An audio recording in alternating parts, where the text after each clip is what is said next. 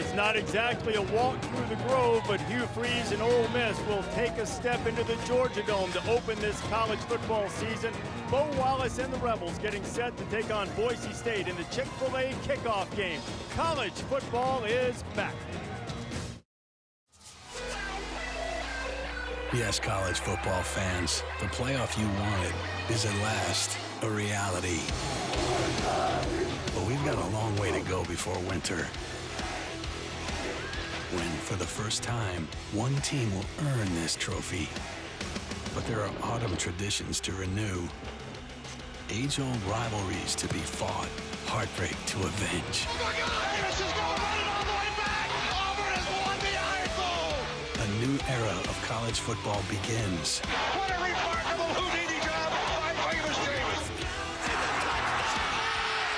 A one-handed flag catch! Touchdown! As the heat of summer fades, dreams of the playoff begin tonight.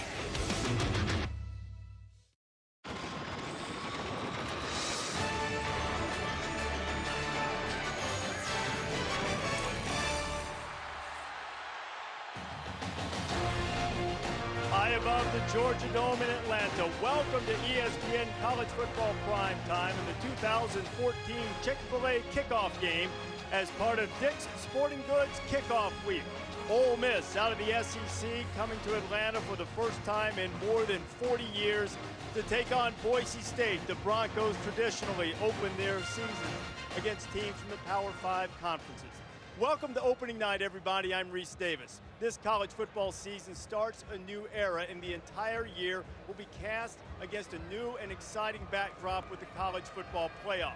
But inevitably, the big picture is always defined by the smaller parts. Each pixel, each game will help provide the portrait, particularly for the two teams we see tonight. Boise State is coming off a 5-loss season. That's the same number of losses the Broncos had in their previous 5 seasons combined. For Ole Miss, the Rebels are hoping to lift their status from middle-of-the-pack SEC team, which can pull an upset, to a team which can win the SEC and come back here and play in the Southeastern Conference Championship game. Ole Miss is the only school from the SEC West to have never played in the conference title game. Glad to have my partners along. David Pollack, as always. Todd Blackledge joining us tonight. And Todd, if Ole Miss is going to reach that lofty status they aspire to, they're going to need great play from their quarterback. Absolutely. Bo Wallace, a senior. He's the most experienced quarterback coming back in the SEC. Very familiar with Hugh Freeze's offense. Very comfortable. And he's been very productive. He's thrown for over 6,000 yards and 40 touchdowns in his 2 years as a starting quarterback. But he's also made some mistakes. He's been a little careless with the football at times. And by all accounts, including his own, he started to make some significant changes in his approach following the loss to Mississippi State in the Egg Bowl. He's taken on a new sense of leadership, new ownership and accountability to lead this football team. He's healthier than he's ever been, which is huge, and his goal is very clear. He says, I want to be the first Ole Miss quarterback to bring this team back to Atlanta to play for an SEC championship game. Bo Wallace making his way out onto the field here at the Georgia Dome. He'll take on a Boise State team. This is really their marquee moment for the season, David, and they're coming off a disappointing year. New head coach Brian Harsin, a former offensive coordinator for the Broncos, is back. We're not exactly sure what we're going to see from Boise State tonight. No, but what you saw from Brian Harsin in the glory days when they were beating teams like Oregon, they were beating teams like Georgia, Virginia Tech to open the season, that's what you're hoping to get. You need some more of that magic as you go into the playoff era. Opening with a Power 5 team, getting that momentum, showing that you can compete with the big boys. The last 2 opportunities on a big stage they've lost, with Washington game and then 2 years ago against Michigan State. They got to regain some of that magic with their new coach, Brian Harsin. Haven't been able to put up an offensive touchdown in those 2 games. Samantha Ponder, part of our team, working the field tonight. Sam, what matchup are you watching? Watching the big uglies up front, Reese. I talked to Brian Harsin before the game tonight, and he said they don't expect to completely stop a guy like Robert Candice, but when they do double team him, he cannot get penetration. They know they have to be able to run the ball up the middle in order to be successful. Robert Candice's partner at defensive tackle, Isaac Gross, who led the team in sacks last season, did not make the trip. He is back in Oxford rehabbing a neck strain. They hope to have him back next week, Reese. Sam, they'll certainly need Isaac back. And there, with all due respect to the current Rebels, is the greatest Rebel of them all. Archie Manning, the Ole Miss legend, on the field to watch his alma mater play. Kickoff from Atlanta is coming up in just a few moments. But now, let's take a look inside Nissan's Heisman House.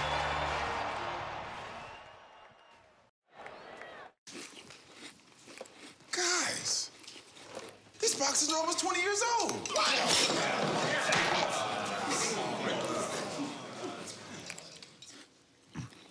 Welcome to the Nissan pregame rush. Nissan, premier partner of the Heisman Trophy.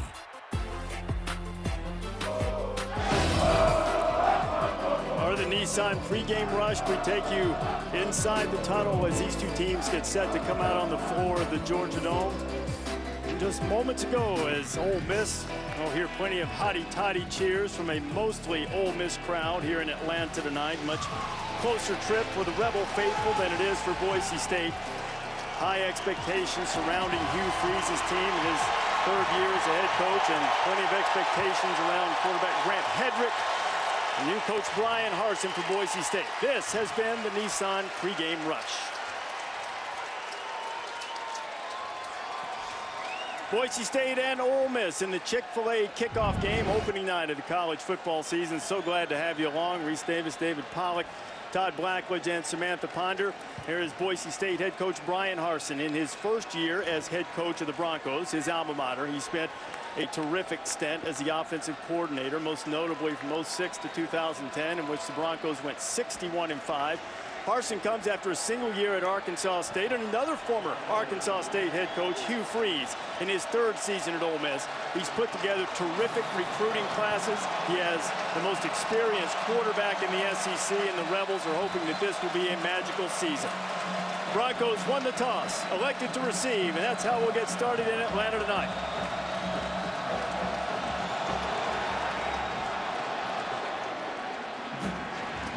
Kick is going to drive Brian Douglas back. Douglas almost reaches the 20-yard line before he's pulled back.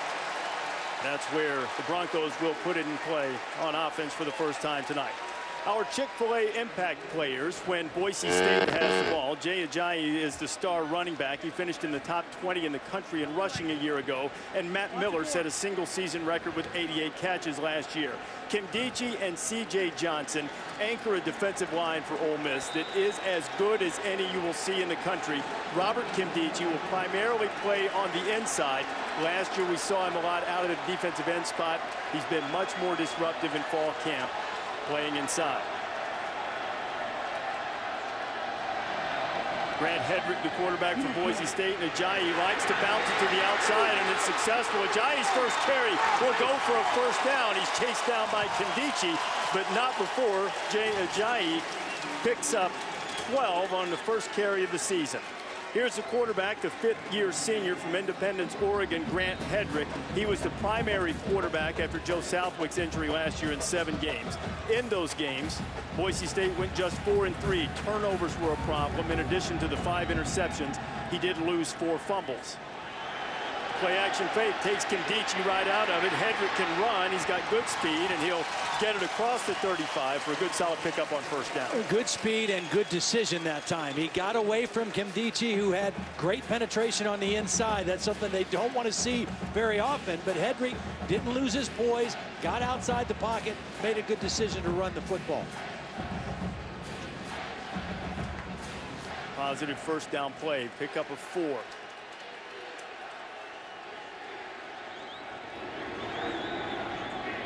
First pass of the night from Hedrick. Shane Williams-Rhodes. A short pickup that'll bring up 3rd down. That time he got the ball out quickly, David. And to Todd's point, one of the things that they want to do is make Hedrick a moving target or get it out of his hand quickly. 3 plays, all 3 plays went on the perimeter. And you think about Boise State, Brian Harsin, you're seeing the shifts and motions you saw back in the day too. See if they can continue to work the perimeter. I don't think they want to go inside with Kimdichie and the beef that Ole Miss has, but they will take it on the edge.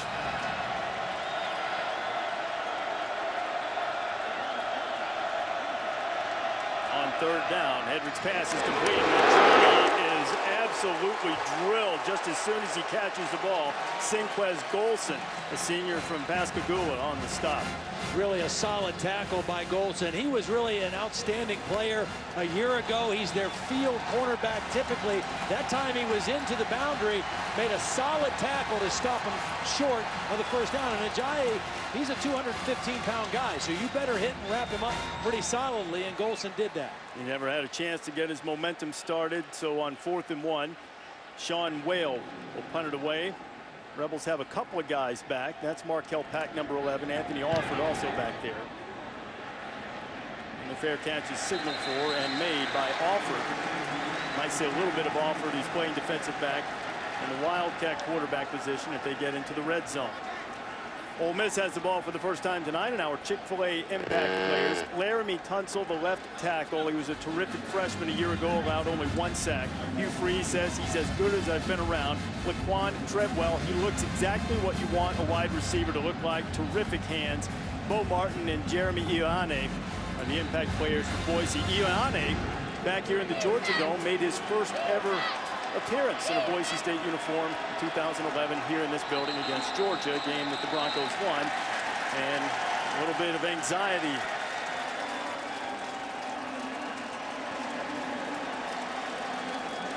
First down. False start called by our referee Matt Leffler. He leads an SEC crew that's on the field, an 8-man SEC crew working the game tonight, and so it'll be 1st and 15 after the 5-yard penalty. And now it's going to be 1st and 20 as the tight end Jeremy Liggins is a little anxious.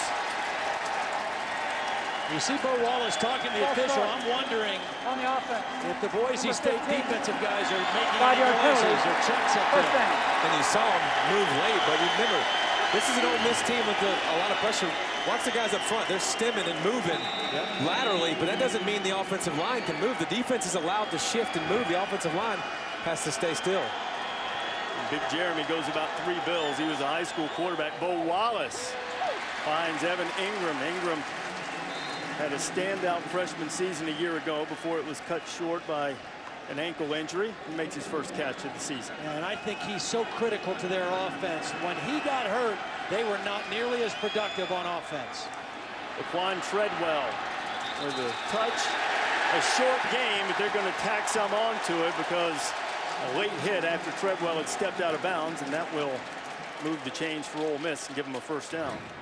Well, we've seen 3 mental mistakes now. 2 by Ole Personal Miss. foul, late hit out of bounds. Number 4 on the defense. That's a 15-yard penalty from the end of the run. Automatic first down. That's Darian Thompson on the penalty. Yeah.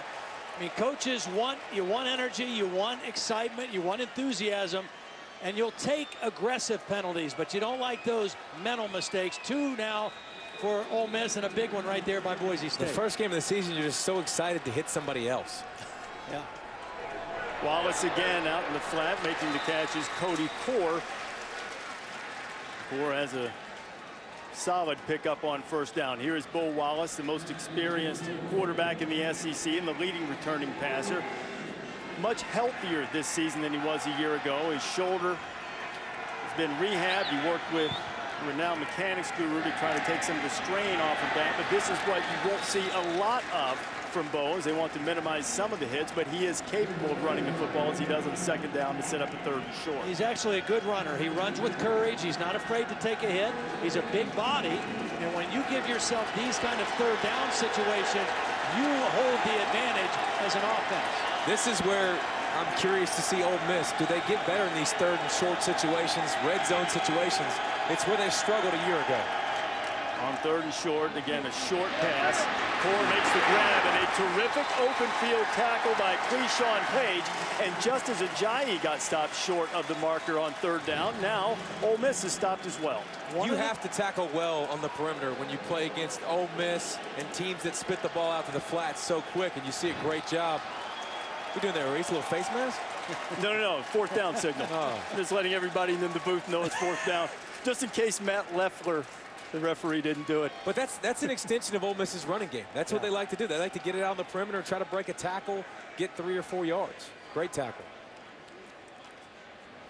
A rugby punt coming from Ole Miss as Hugh Freeze doesn't want to gamble this early in the game, and it's a beauty.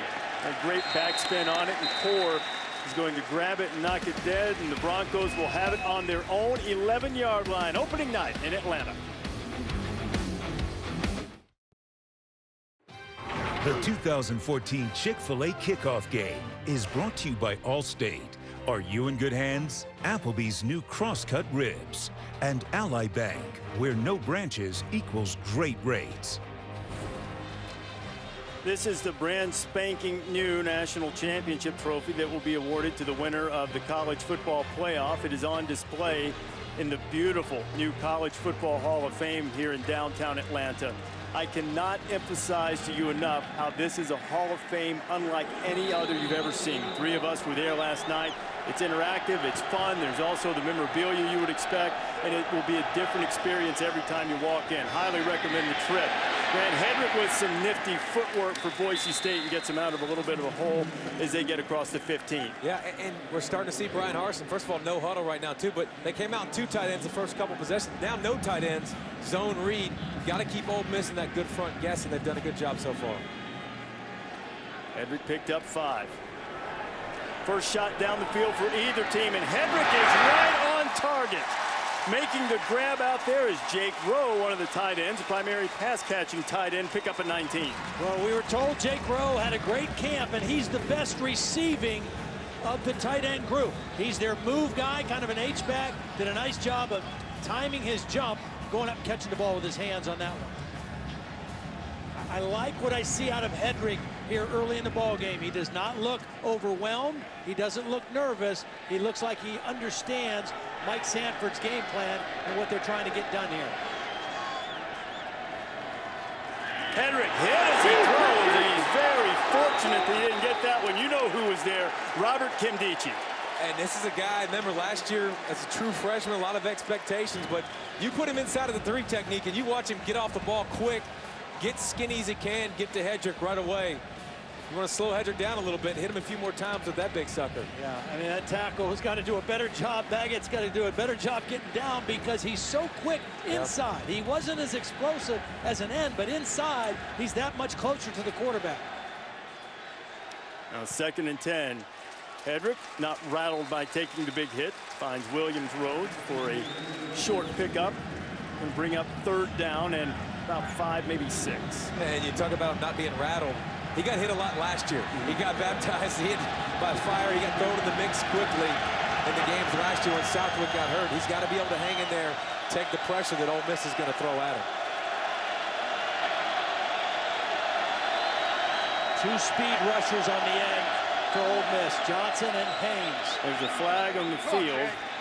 Williams Rhodes makes the catch, and he's going to be stopped short, I believe. Yes, he'll be stopped about 1.5 yards short of where he needed to get. Golson made the earlier tackle on Ajayi, and Tony Connor helping out, but let's see what the flag is.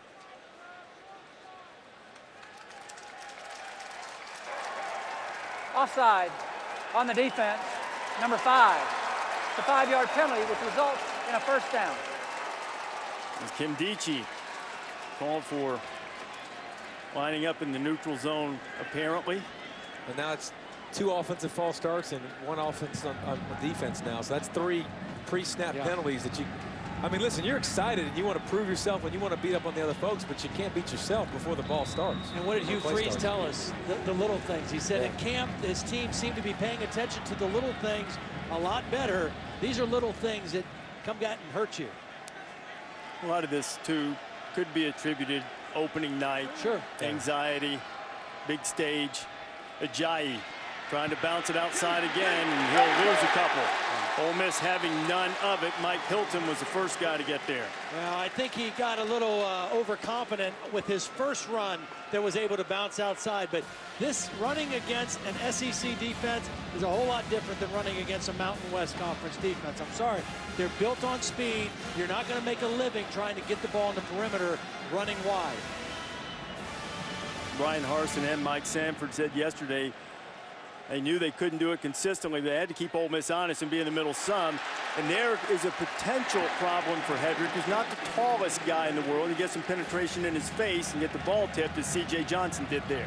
And C.J. Johnson's a guy they missed badly a year ago. when he got hurt. But you see the pressure getting in the backfield. They got a bunch of bodies. They got 10 guys up front that they're going to rotate. This Ole Miss group has to keep coming. Great job getting their hands up and disrupting the quarterback. I'd have 2 guys on Kindici.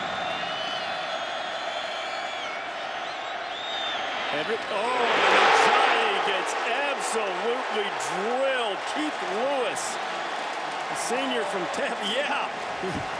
I bet your head doesn't hurt as much as Ajayi's does.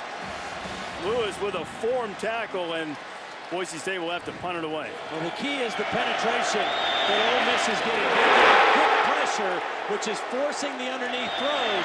Hedrick had to go there with the football, but they weren't going to gain anything. But it's the pressure with 4 that's causing the problem. And Sean Wales standing right at his 30. Markel Pack, the deep man, but is not going to get all the way back to him. For the second time, Anthony Alford makes the fair catch. So Ole Miss will have it for the second time when you come back to the Georgia Dome.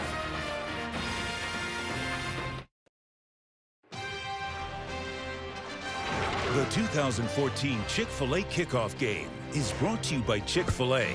We didn't invent the chicken, just the chicken sandwich.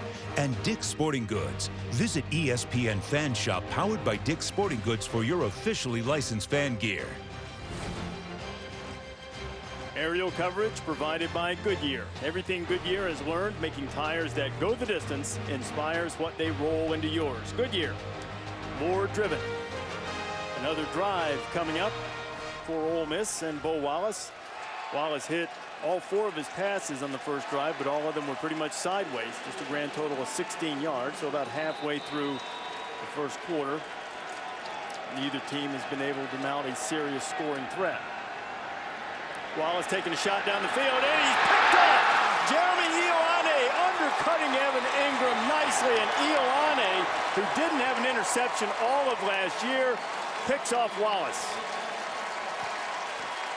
Perhaps Bo Wallace was a little bit late on this throw. He had Ingram running down the seam open. Here's Ioane right here. He's going to read this and come over and make the interception. Wallace has Ingram. Throw it right now.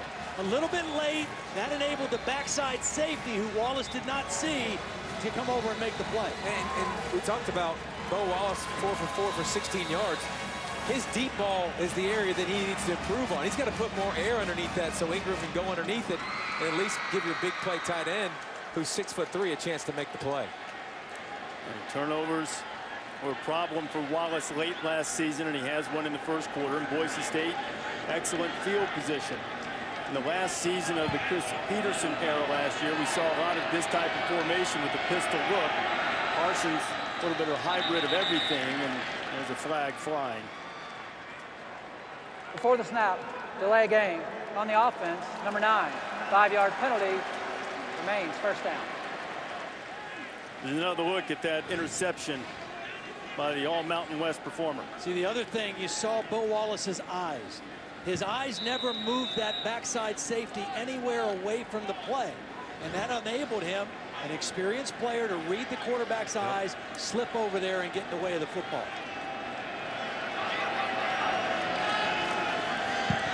Hedrick, Ajayi has some running room. Jay Ajayi into Ole Miss territory, inside the 30.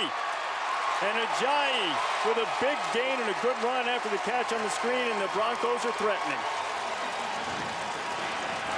And this is a guy you want to get the ball in his hands as much as possible. He's one of their big-time playmakers, and this is why.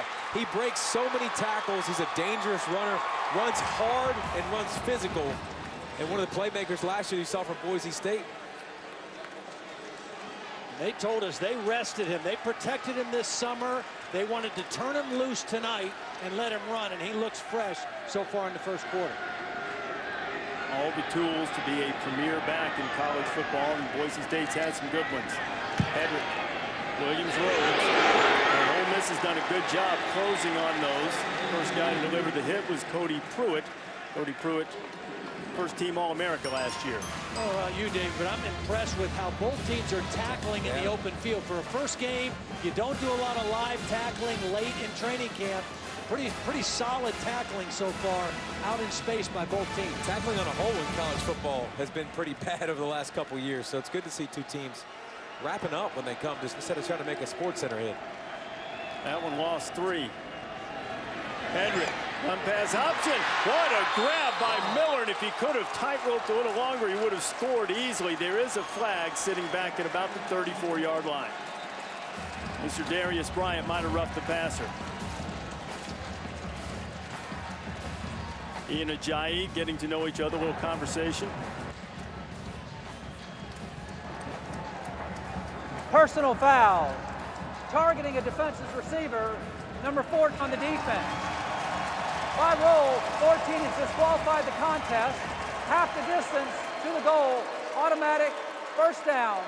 The previous play is under further review. Okay, so just as a reminder, they called Darius Bryant for targeting. That will automatically be reviewed. Now this year, they've added another wrinkle to the targeting rule, which results in an ejection if you make a hit to the head or neck area, leading with your head, which looks like you clearly did.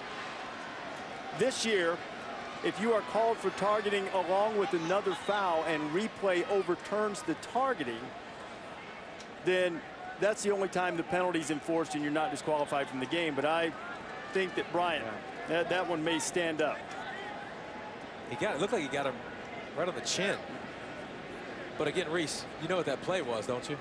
It was a package play, and it was what you call cheating. That's it was a great catch by Miller. Great catch, and Miller's got strong hands. He's a big-time playmaker for this offense, but that's an Ole Miss play. I mean, that's what they do, the run-pass package play, and a great job by Boise State doing it. And let's explain what you mean by cheating, because you're saying as we see the hit and this disqualification, we have indication it's going to be confirmed. After further review, number 14 is disqualified from the contest. Now, this is really significant because not only is Darius Bryant one of the leaders of this team, a real playmaker, but you got to remember Denzel Kimdichie, who is also another starting outside linebacker, is here but not playing, suspended for this game. So now they're down 2 of their primary guys playing in the outside linebacker position. A lack of discipline. Denzel Kimdichie, the older brother of Robert Kimdichie, an accumulation of offenses that Freeze decided to suspend him for this opener. So as a result of the play and the penalty, Boise State is looking at 1st and goal and trying to take the lead. Ajayi into the middle, and not much football's on the ground. Ole Miss says they've got the ball.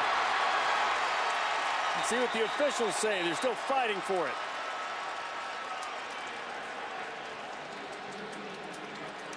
But Von Hooks or Channing Ward got a hand in there and ripped it free. The player was down. Second out. Player was down? That's what. No, he wasn't down. That's Ward. That ball's way out. Yeah, that's not an accurate call. He's clearly still up. Channing Ward, the junior from Aberdeen, Mississippi, was the one who knocked it free. That's a fumble. Now the question, if they can look at it before the snap, and they will. They have to. Don Capperell. The previous play is under further review. Don Capperell is our replay official from the Mountain West. He will have a look at that play. We'll give you the result when you come back. Back at the Georgia Dome in Atlanta, the Chick-fil-A kickoff game. Replay official just looked at the last play. Jay Ajayi did indeed fumble, but the replay clearly showed that he recovered his own fumble. So Boise State maintains possession. They are knocking on the door at the Ole Miss 4-yard line. Brian Harsin told us we'd see some 2 tight end sets, shifts and motions. He really liked the way Oklahoma played offense when Kevin Wilson was there with multiple tight ends, and we're seeing that again right now. Ajayi in motion. Hedrick's going to keep it. Grant Hedrick, the quarterback, has stood up at about the 2.5. Mike Hilton making the stop. 3rd and goal coming. Here's the play in question from a moment ago with Ajayi fumbling after being hit by Channing Ward, but getting his own fumble clearly. And he had 1,400 yards last year, but he put it on the turf a lot. And that's an area where he has to improve. And you see they come back and run Hedrick on the quarterback power. You wonder if they go back to him now. He's just got to put 2 hands around the ball. Hedrick play fake, getting rushed, still on his feet. throwing to the end zone and intercepted in the end zone. Sinclair Golson. And Hedrick, frankly, probably just took 3 points off the board. Yeah, this is one where Grant Hedrick has got to say the defense wins. I'm going to throw this out of the back of the end zone, and let's get our team on the scoreboard first in a game nobody expects us to win. Great pressure again. Throw that thing away, and let's try to get 3. Last season as the primary quarterback, Hedrick turned it over 9 times. He has a costly one this time, and the Rebels get it back.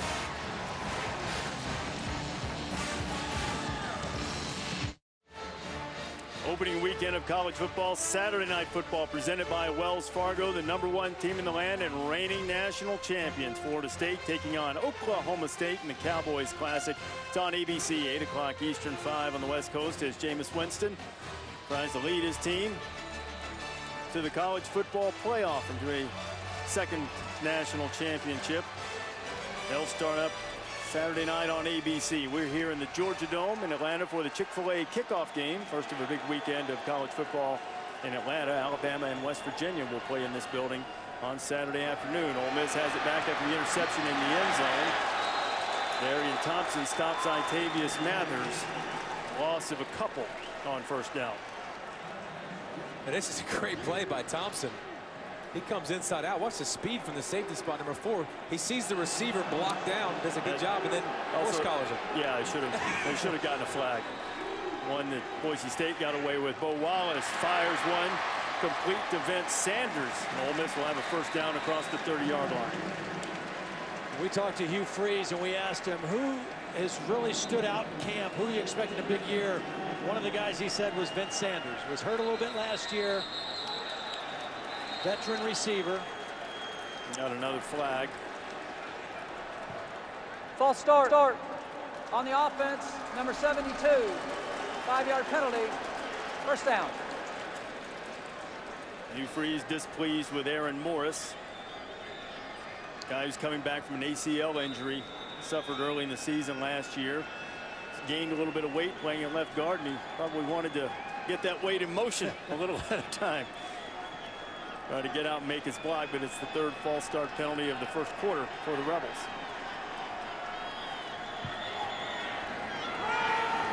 Wallace, Ingram makes one guy miss. Pretty good pickup before Tyler Gray stops him. And he's going to be key. He's got some sweet feet for a tight end to be able to move quick, and this quick passing attack, they get it to him. If he can make those plays in the slot, make people miss. Keep it on the ground this time. Wallace leaves it with Mathers. Mathers appeared to get up across the first down yardage marker, and he does. It'll be first down for Ole Miss. And it just feels to me like it's Treadwell time. You got to get the ball to number 1 somehow. Get him involved in your game plan a little bit right now. He's at the bottom of the screen. Has a significant size advantage on any corner when Boise State chooses to match up one-on-one, but it looked as if Darian Thompson were keeping a little bit of an eye on that side of the field when another flag flies.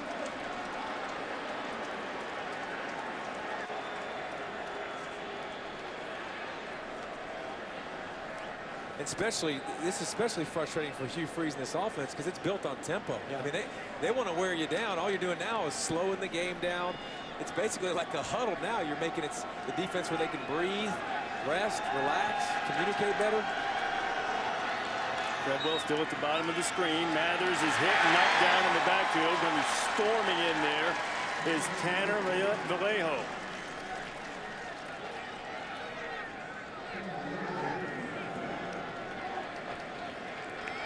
The Boise State defense, under the leadership of new defensive coordinator Marcel Yates, played at Boise State, but spent a couple of years at Texas A&M and back running the defense at his alma mater for his old buddy Brian Harsin. We're pleased with that play that Vallejo just made. Second down and a long way to go. 16 they needed, and Wallace almost put it in there too late again. Ioane was there on the coverage. It'll be 3rd and 16. You mentioned Marcel Yates. He really guessed right that time. That was just a 3-man rush on 2nd and long. They dropped 8. They squeezed the middle. They didn't want to get hurt in the middle with Ingram, and they were right there to knock that pass away. Good disguise, and then collapsing coverage by Boise State.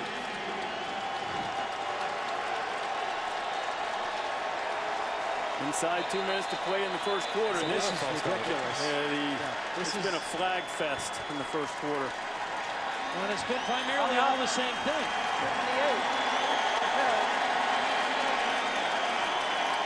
That is 5 false starts on Ole Miss. This one coming on the standout left tackle, Laramie Tunsil.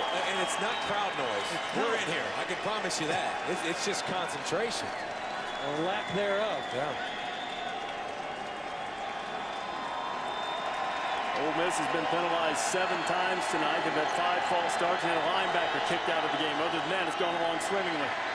Wallace going to try to get a bunch of it, and he completes it out to Sanders. Sanders is hit hard. Another terrific tackle by Quishon Page for the second time stop. Well, and here's what I'm seeing. There was a lot of talk coming into this game that there was a mismatch size advantage. Ole Miss's wide receivers against the corners of Boise State. Quishon Page is listed at 5'8", 179. But I'll guarantee you he's a tough hombre.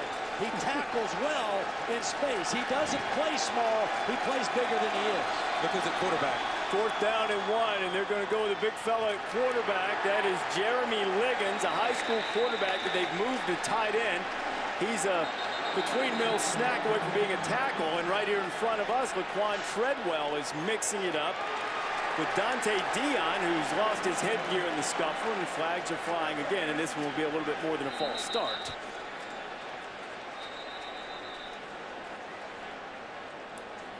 You know, I just think Ole Miss is the team that you would have expected to come in with more confidence, maybe a little more composure, and they're not showing that right now. This penalty could go either way. It could be an offsetting penalty, but they don't look. The result like of the they're a play is a first team. down. After the play, unsportsmanlike conduct on the defense, his first of the half in game, number 4. That's a 15-yard penalty, automatic first down.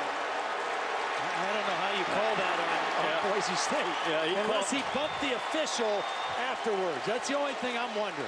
Okay, they said it was Darian Thompson, but right in front of us, we saw Dante Dion mixing it up with Treadwell. We got a lot of cameras around here. We'll start. Let's look at Darian Thompson and saw what happened. Yeah. Okay, it gets a little shove late to Treadwell in the back and bumped the official and got his attention. Well, I mean, I think it's important to note why he ran in there, too. I mean, you see Treadwell pushing and shoving. He knocks his helmet off, and he's still pushing the guy. Now, listen, they're both wrestling. They're both jockeying. There's no need for that regardless, but that's also not a it's not a tough shove that he put him in the back. He kind of just touched him. How is that not a flag between 1 and 5? I don't even see 4 getting Should in there. be offsetting penalties on 1 and 5. Play the next play. Okay, the penalty has been enforced. What they are reviewing is not the penalty, but the forward progress of Jeremy Liggins on the 4th down play. We'll sort it all out when you come back. So much for the officials easing their way into the season. Here's the 4th down play in the direct snap to Jeremy Liggins, the big near 300-pounder, needing to get at least to that 40-yard line, 45 I should say, and it's tough to tell if he got there or not. They ruled on the field that he picked up the first down. After that, there was a personal foul penalty, but that would be a dead ball foul, so it's important. And whether they ruled that he did indeed pick up the first down after looking at the replay. I agree, and it looked really close. After further ruling on the field stands, it was a first down. And I'm not surprised it stands because his knee looked like on top of the player. You couldn't tell if he was down. But there's a reason they gave it to the 300-pounder. And that was a heck of a second effort by him because he could have been tackled in the backfield. He lowered the shoulder and got the yardage he needed. That was a tough break for Boise State, not only because of the ruling on the replay, but because the personal foul went against them as opposed to offsetting penalties. Ole Miss, instead of having it around the 45, they have it on the 30, and Bo Wallace throwing to a wide open man, and it's a touchdown for Ole Miss. It's Cody Core.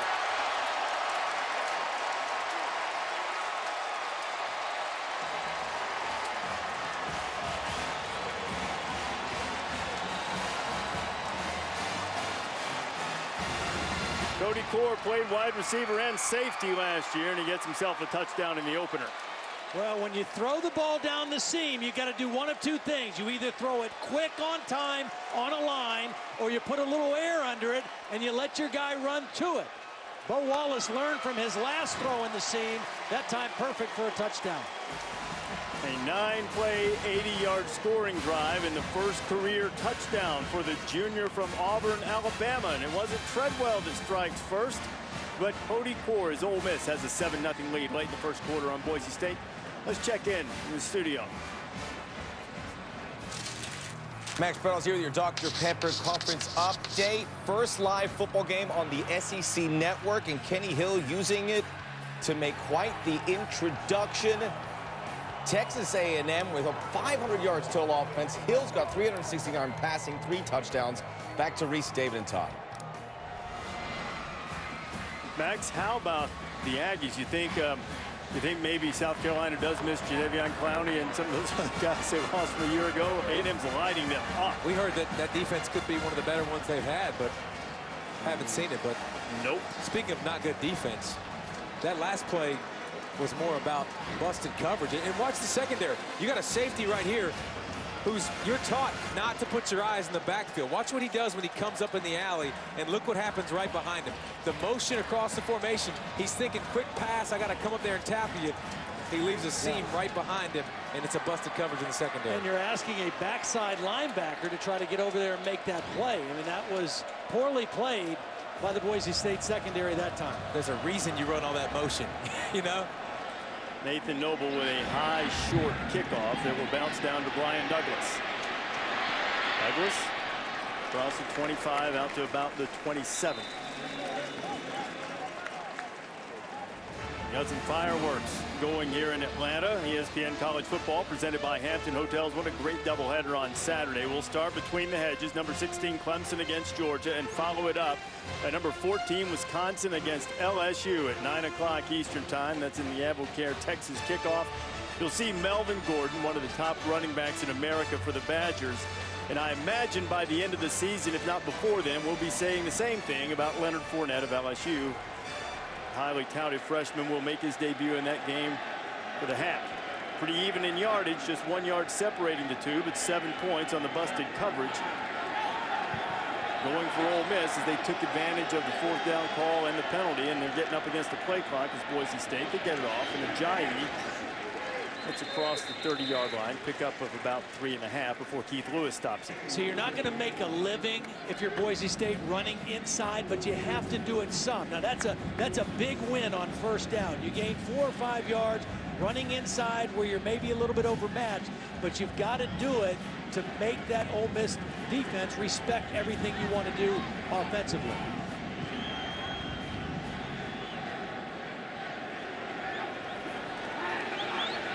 Quick pass to Ajayi, the catch. He'll be a little bit short of the 1st down, a couple of yards. 3rd down coming as we are inside 10 seconds to play in the 1st quarter.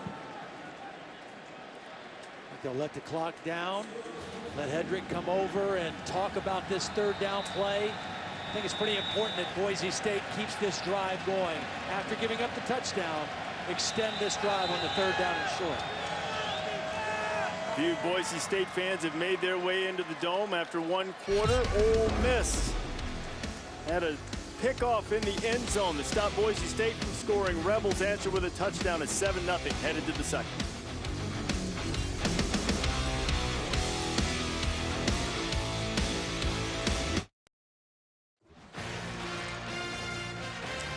Starting the 2nd quarter in Atlanta, we've had 10 penalties, 3 replays, a controversial spot, and a couple of other disputed calls. The one thing we haven't had is a 3rd down conversion. And Boise State is trying to do that now, a 3rd and 2 from their own 35-yard line right after Ole Miss put up the first touchdown of the night.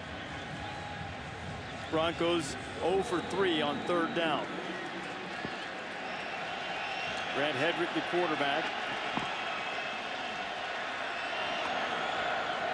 Hedrick's going to run it himself. Looked as if he would make the 1st down yardage easily, but he was tripped up. I think he's still got it. Keith Lewis able to grab a shoestring and get him on the ground, and the Broncos will move the chains. It's not quite Jeremy Liggins. running the ball and quarterback power right there, is it? There's a little bit of a difference in size between Hedrick and the Ole Miss short yardage quarterback, the tight end, who goes about 3 bills. On first down, pass to Matt Miller. He can throw it. He's the other guy. Trick play out there. Boise State had a man running open, and it's an incomplete pass. Incomplete. As Miller put it out there, laid it out for the tight end, Alec Danens. Danens had his hands on it, but couldn't quite hold on. Well thrown. Yeah, well thrown ball. Put some air underneath it. Harsin, we're pretty familiar with Harsin pulling out those trick plays, and a great job throwing it behind the line of scrimmage so Miller can take a shot deep. But those are the ones you got to connect on.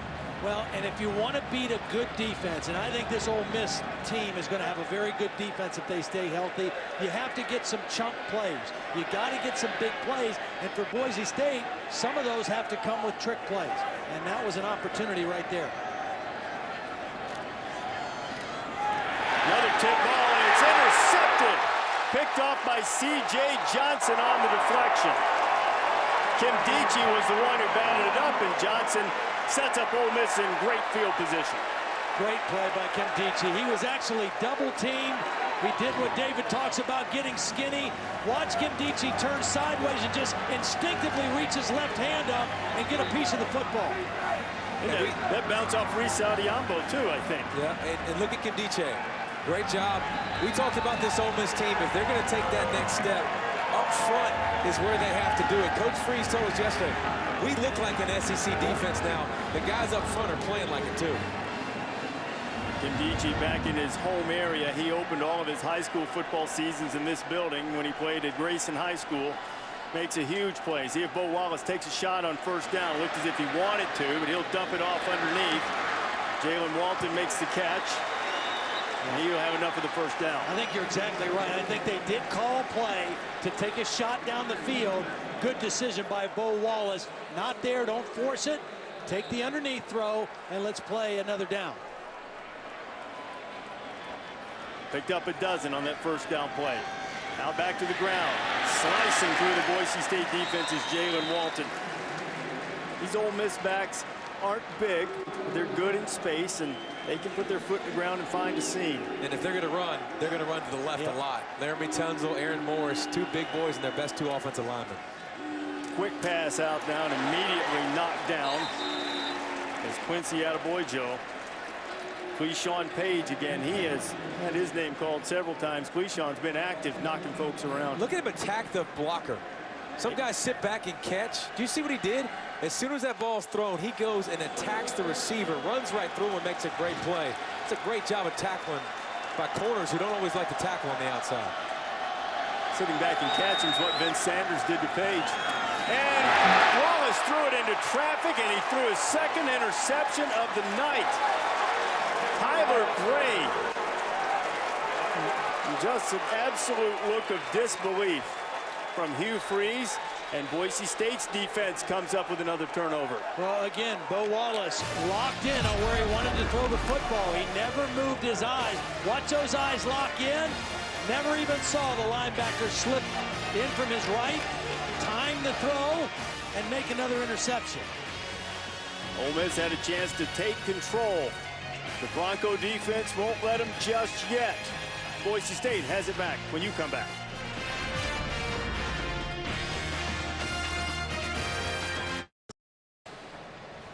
Bo Wallace, the leading returning passer in the SEC, but he's thrown 2 picks tonight. Yeah, and I just think as a quarterback, if you want to take the next step in your development, which I know Bo Wallace wants to do, the statistical category that you can see change is that touchdown to interception ratio. And both his interceptions tonight, it's just bad use of his eyes. He locks in on the target, he doesn't see backside defenders, and he turns the ball over. Ajayi looking for the edge. Nice spin move to stay up and still on his feet. Terrific run by Jay Ajayi. Doesn't get knocked out of bounds until he gets to the 33. He'll be about 4 yards short of the first down. But back to Bo Wallace. The Ole Miss staff will tell you he's a changed dude, but he's got to change on the field. Well, he does. And again, sometimes if you have confidence in your arm, you think you can make every throw, but you got to use your eyes. And that's what got him in trouble here tonight. Giants carried it 2 times in a row, and Boise State picks up a first down.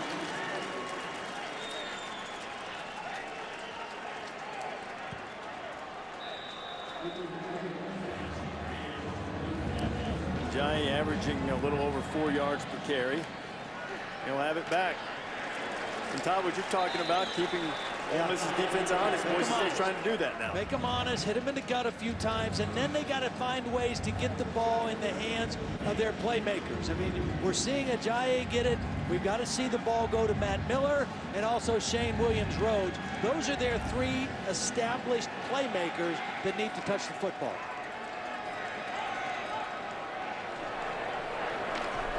Second and 6. Hedrick to Miller, and it's a first down as Boise State gets into Ole Miss territory. But again, great job, Ken Diche, getting in there and getting pressure right away. But you've run the ball successfully, so watch what it does to the linebackers. They suck up to play the run. Even though Kim Diche gets there, how about the throw by Hedrick to stick it in there to Miller? I think one thing has been established in the first 19 minutes of this game. Boise State can't block Robert Kindici. Not one-on-one they can't. I don't know if there's many in the country that will be able to. How they scheme to keep him from completely wrecking the offense, we'll see. Ajayi finds a seam, and Ajayi getting behind his pads and running tough. And he is tough. And I think that they have to stick with him because he's a guy that makes people miss. And you see him when he squares his shoulders and come down. He's going to make you tackle him. Arm tackles aren't going to work. It's a great idea by Boise State. Let's get them the ball. Hedricks looks spotty sometimes. Keep feeding him.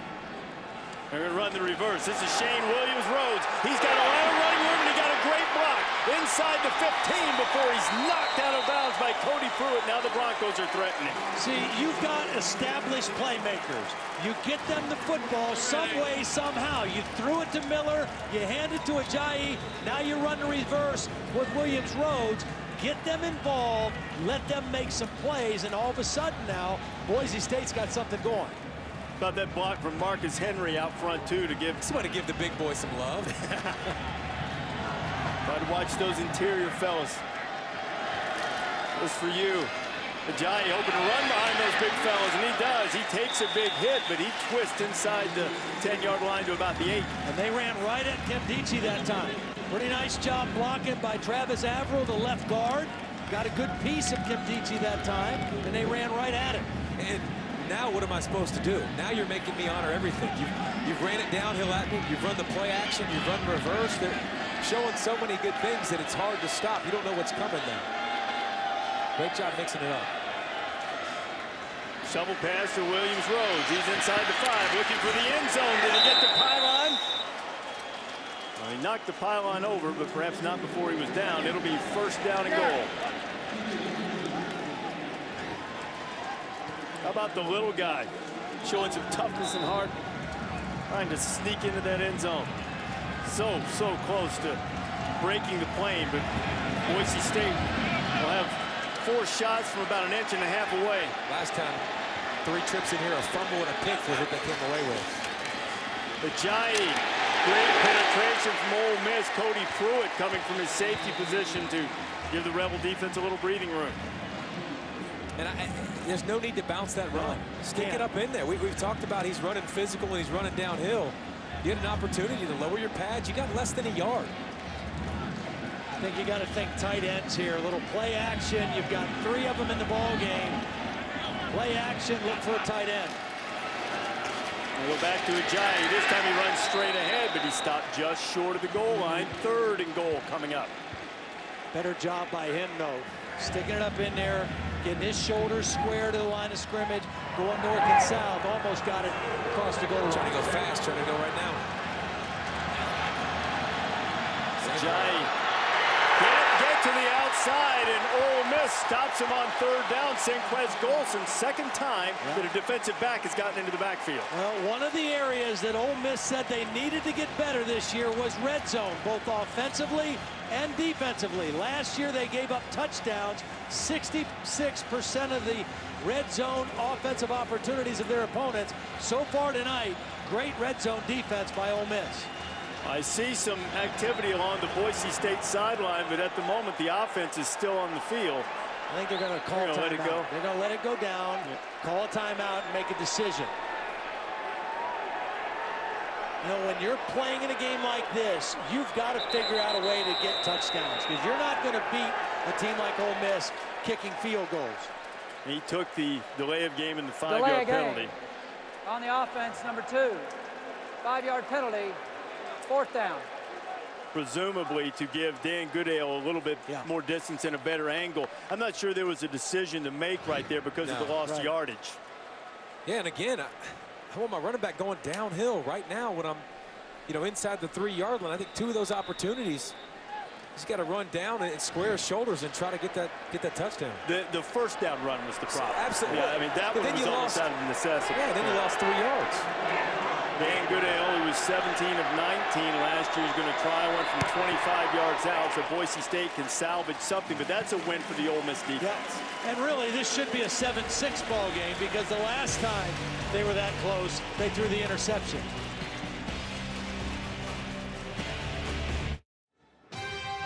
The 2014 Chick-fil-A kickoff game is brought to you by Aflac, official partner of the Heisman Trophy, and 5 expectation-shattering models, another reason to experience the new Buick.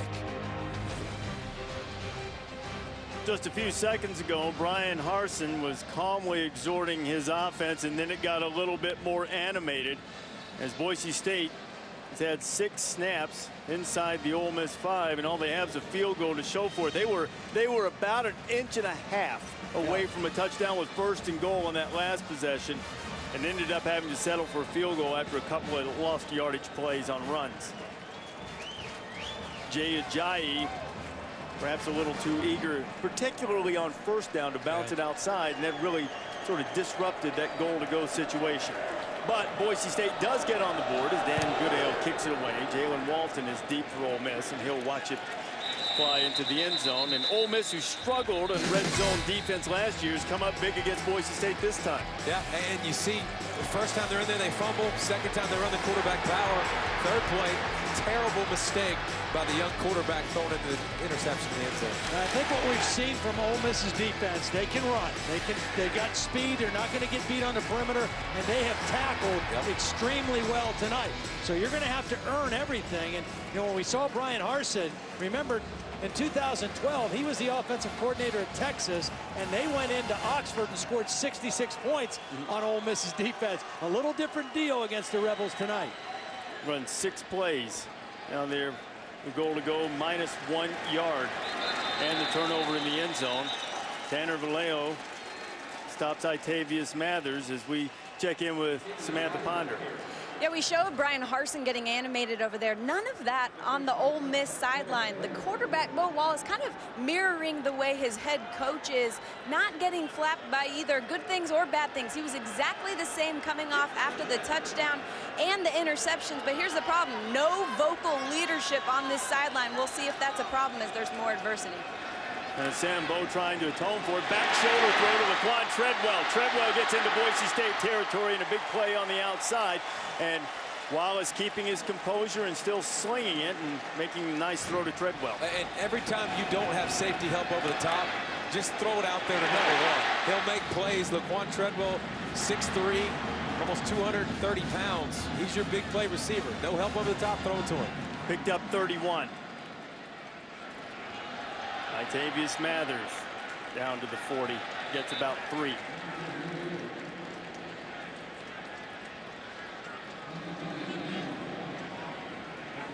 Rebels going to try to pick up the pace and answer that drive. Move Walton over into the slot. Treadwell's at the top. Wallace looking to his right, hit as he throws. Sanders had his hands on it for a second, but good defense by Boise State. Breeshawn Page, who has been busy and has been quite effective from his cornerback position, makes it 3rd and 7. And minus that busted coverage on the touchdown, Boise State's defense has been equally impressive. I mean, they've done a great job creating turnovers, but watch the secondary playing up tight and tackling well. Dante Dion, the cornerback, just had to come off for Boise State. He was over where Treadwell is, and now they're throwing toward Treadwell. And it's incomplete. They tried to take advantage of Jonathan Moxie, who just checked into the game, and they were unable to do so. Well, Moxie gave ground. He gave cushion, Boise State came with pressure that time, and I'm not sure if Bo needed to throw it as quickly as he did. He knew pressure was coming. He got rid of the ball early and overthrew Laquan Treadwell. A pretty good time for the blitz by Marcel Yates that time. So on 4th and 7, Ole Miss elects to punt it, and they send out their freshman from Melbourne, Australia, Will Gleason, who, get this, is playing in his first ever football game. Can kick it with either foot. This time chooses the left one. And boy, does he make a beauty of a kick, and an even better play from Jalen Walton. He makes the catch on the one, and the Broncos will be 99 yards away from a score.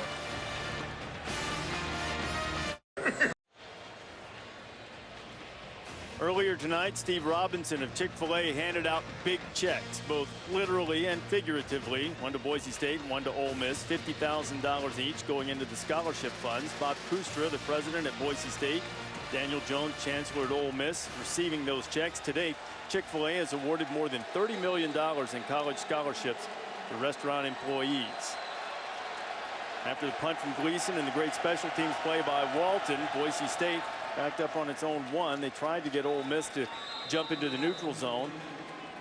Ole Miss has had a bit of a problem with 5-yard penalties tonight, most of those coming with false starts. They're able to stay in place barely that time as a quarterback sneak. Tried to give the Broncos a little more room. Would you dare, with the pressure that they've been getting, take a shot from out of your own end?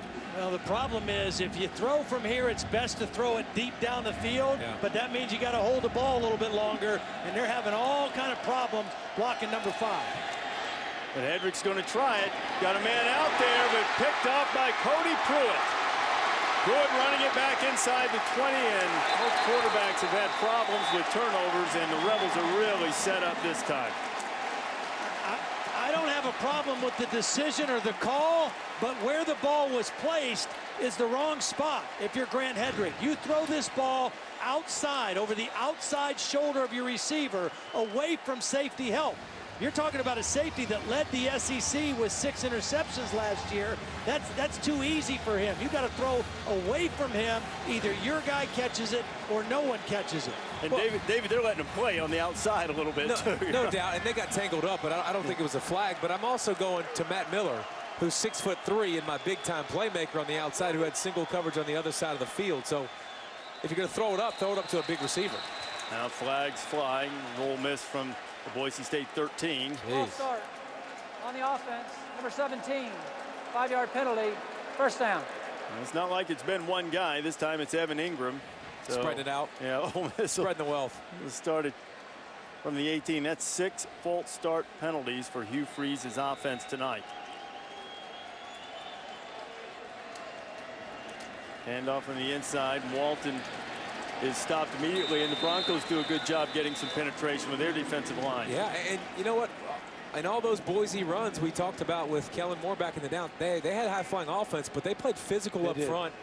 Tough guys in the trenches that were where they were supposed to be. And you see them right now. They're giving Ole Miss all they can handle up front. They've got some depth. Both these teams have depth in the defensive line, and we're seeing it come to fruition tonight. Ole Miss just checked a bigger back into the game, Jordan Wilkins, redshirt freshman from Cordova, Tennessee, and he didn't get much. And after the big interception return from Pruitt, Ole Miss, instead of turning it into a touchdown, is now dangerously close to looking at a field goal attempt, pending what happens on this 3rd and 17. I know one thing. If you get man-to-man coverage up top on this guy right up here, Treadwell, you better throw it up. Wallace firing to the end zone, and was it picked off? It was. Darian Thompson with a diving interception in the end zone, and Wallace is intercepted for the 3rd time tonight. Yep, 3. And honestly, I was thinking screen, quick throw, you know, something where, because Bo Wallace has been all over the place so far, and take that field goal, I think, on 3rd and long situation, but Wallace tries to go for the goods. And I'm with you. If I'm going to throw it up against tight coverage, I'm going to throw it to my biggest, most physical guy. Ingram was not open. I mean, this is not a good place to try to make this throw. There's too many white shirts in the middle of the field. If you're going to make that throw it outside to the sideline to Treadwell and see if he can use that big body to make a catch for you.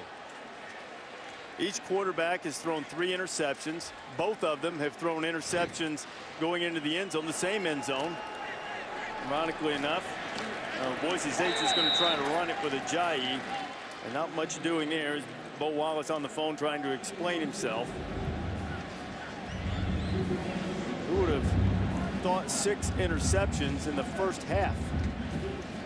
But turnovers, I say that, but turnovers have been a problem for both quarterbacks. Wallace has far more experience than Hedrick.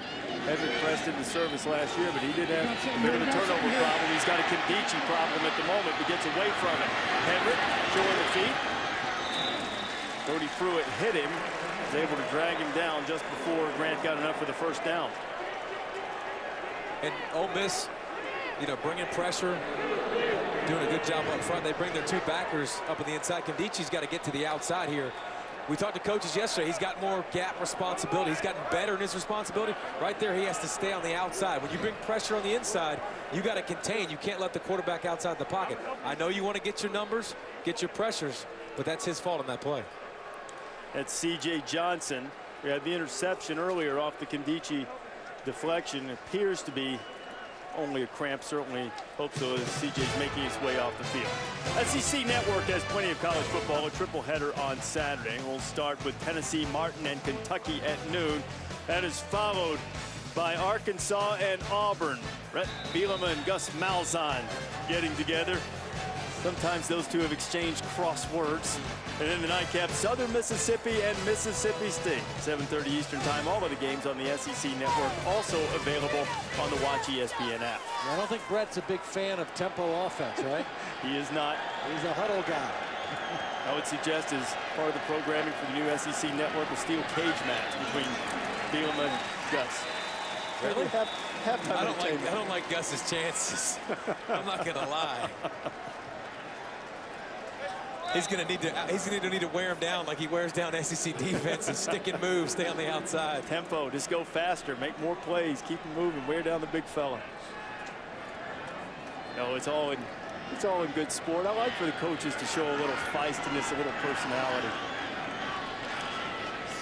Hedrick firing into the flat quickly to Williams Rhodes, and he has to take a couple of big hits. Trey Elston was there, so too was Keith Lewis. Lewis playing the position for Serdarius Bryant, and what seems like a year and a half ago got kicked out of this game.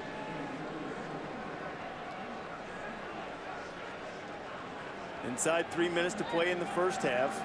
Ole Miss leading Boise State by 4 in a turnover fest. 6 turnovers in the first half. Hedrick over the middle. Oh, delivered by Pruitt on Williams Rhodes. Cody Pruitt bringing the lumber. Let's have a listen to that if you like to hear the pads pop.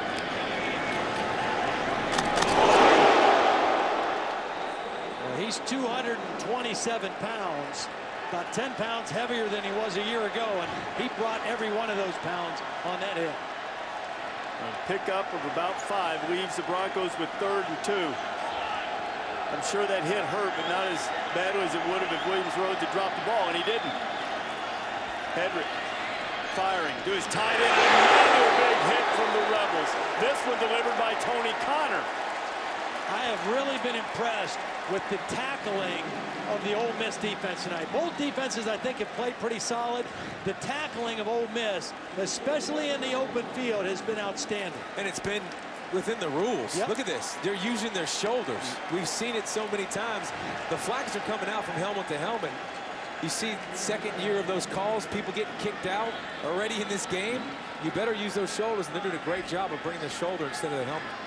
Only one time. Bryant, the only one who brought the helmet. He's no longer playing tonight. And Tony Connor, who just made the last hit, is a star. This defense, in some ways, at least in the secondary, built around them as Markel Pack is looking over the edge. Is going to be another penalty, blocking the back. We'll move Ole Miss back in the last minute and 12 seconds. So the Rebels might not have been razor sharp on offense throughout the first half of this game, but they have been rattling some fillings on defense.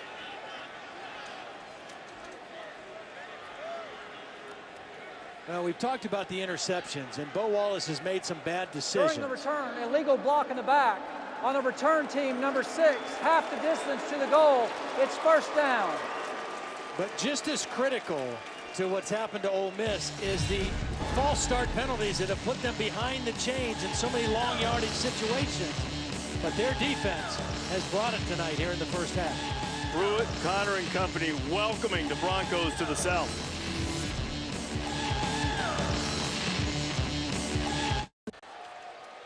Back in Atlanta, waning moments of the first half in the Chick-fil-A kickoff game. Aerial coverage tonight provided by Goodyear. Everything Goodyear has learned making tires that go the distance inspires what they roll into yours. Goodyear, more driven. Not too far away from the Land Rover halftime report. They are the guys who will bring it to you. Scott Van Pelt, Mark May, and Brian Greasy. Boy, the post-John football era got off to a pretty good start for Texas A&M. Another false start for Ole Miss. Scott, False Mark, start. and Brian. On the offense, number 75, half the distance, first down. We'll have a complete breakdown of what happened on the SEC network earlier as we had another false start penalty against the Rebs. Well, I made a comment about the false starts. I mean, they're frustrating. They're a lack of concentration, and they put this offense behind the chains this whole first half. So you're always pressing against long yardage situations. Bo Wallace, who's thrown 3 picks tonight. Wow. I wouldn't even let him throw it. I mean, I'm looking at, I'm up, I get the ball to start the second half. I'd be running the clock. I know Boise's got 3 timeouts too. Now you get the opportunity to save some time here, but I'm trying to get out of this first half. Bo Wallace already has 3 interceptions. Well, and if I'm Boise, I'm thinking I'm going to use those timeouts, especially if they run here, and I'm going to go after this Australian kicker and see if we can make him make a mistake because he's not familiar with what to do. It's the first time he's ever played in a football game. He had aspired to be an Australian rules football player. Wallace kept it. It'll be 3rd down and long, and as promised, Boise State uses one of his 3 timeouts with 56 seconds remaining in the half. The Broncos will probably get good field position if they can stop the Rebels right here. And the Rebels have spent a good portion of this first half on offense stopping themselves with penalties and with turnovers. Penalties and turnovers. They've had long yardage, and then when Bo Wallace has thrown it, he's made some bad decisions. And you don't expect this out of a senior guy who's a 3-year starter, as experienced in this offense as he is. He's just made bad decisions. He's not used his eyes. He's forced some balls into some areas where you're not going to have a lot of success. And we've seen it for 2 years now with Bo Wallace. This is the same guy. I mean, he's been prone to make a lot of mistakes. And if this team wants to take that next step and be one of those contenders, he's got to play better. He can't be this undisciplined with his eyes, and he can't take this many chances. A lot of his problems late last year attributed to a bad shoulder, but he's supposed to be healthy this time around. He's also worked on his mechanics with renowned guru Tom House. It seems to just be a decision-making problem so far tonight. Wallace fires it out, and he picks up the first down. He had a little mustard on that one to Evan Ingram, and that'll move the sticks and keep Boise State, at least for the moment it seems, from getting it back before the end of the half. And that right there on 3rd and 9, throwing the ball from deep in your own territory, tells you that he must have sold his coaches during the summer that he is changed, that he is better. He's a better decision maker. He's had a rough first half, but they're still letting him chuck it. And he's going to chuck it deep. He might have his 4th interception if he had thrown that one a little shorter. That might have been miscommunication. Treadwell broke that route off sooner than Wallace anticipated. It'll be 2nd down and 10, but that was up for grabs for a moment. Yeah, and I don't think Ole Miss, I mean, you have to believe in Bo Wallace. Yeah, and they did. They talked to us yesterday. They believed in how much he's changed and he's healthy. He's got to show it on the field with good decisions. I agree with that, but I'm still saying right here with a 7-3 lead, I'm not throwing it again. I'm taking it into the locker room and talk to him about what decisions he made in the first half. There's it underneath. Mark Dodson into the game at running back, and he's tackled immediately. Correa on the stop for the Broncos.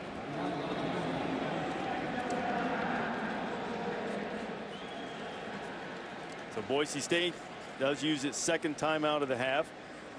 38 seconds remaining, 3rd and 6. Broncos would like to get the ball back. Now, Bo Wallace is a guy who has transformed his image among the team early on.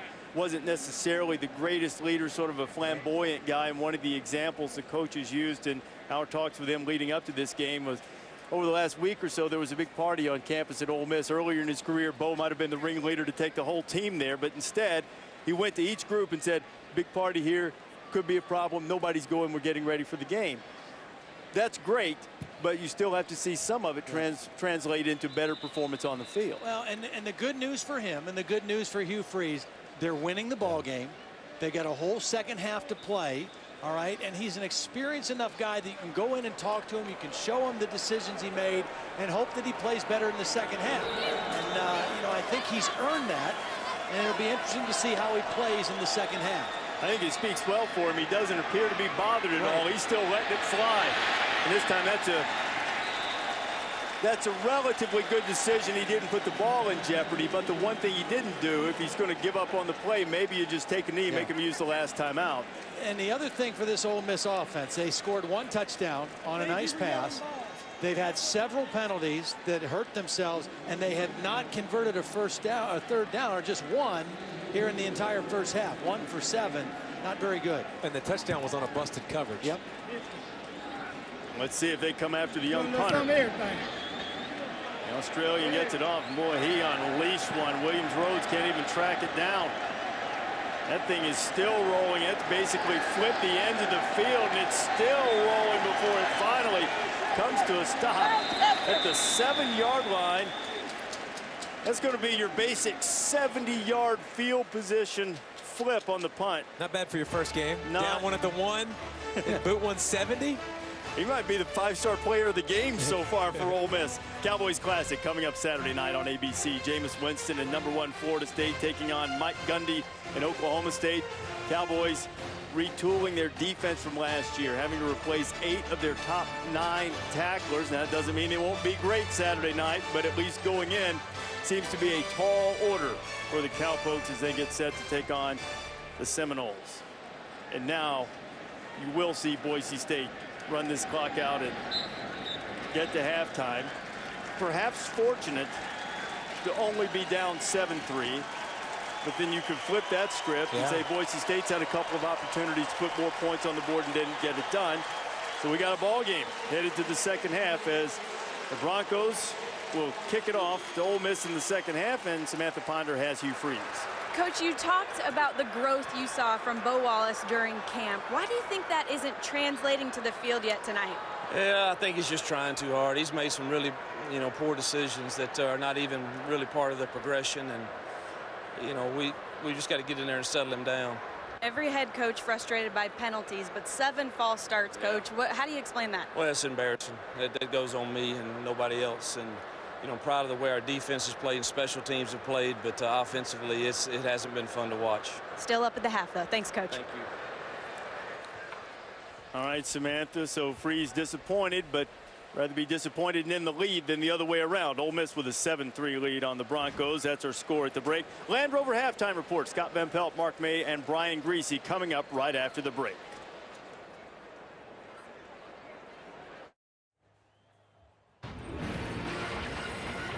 This is Dick's Sporting Goods Kickoff Week.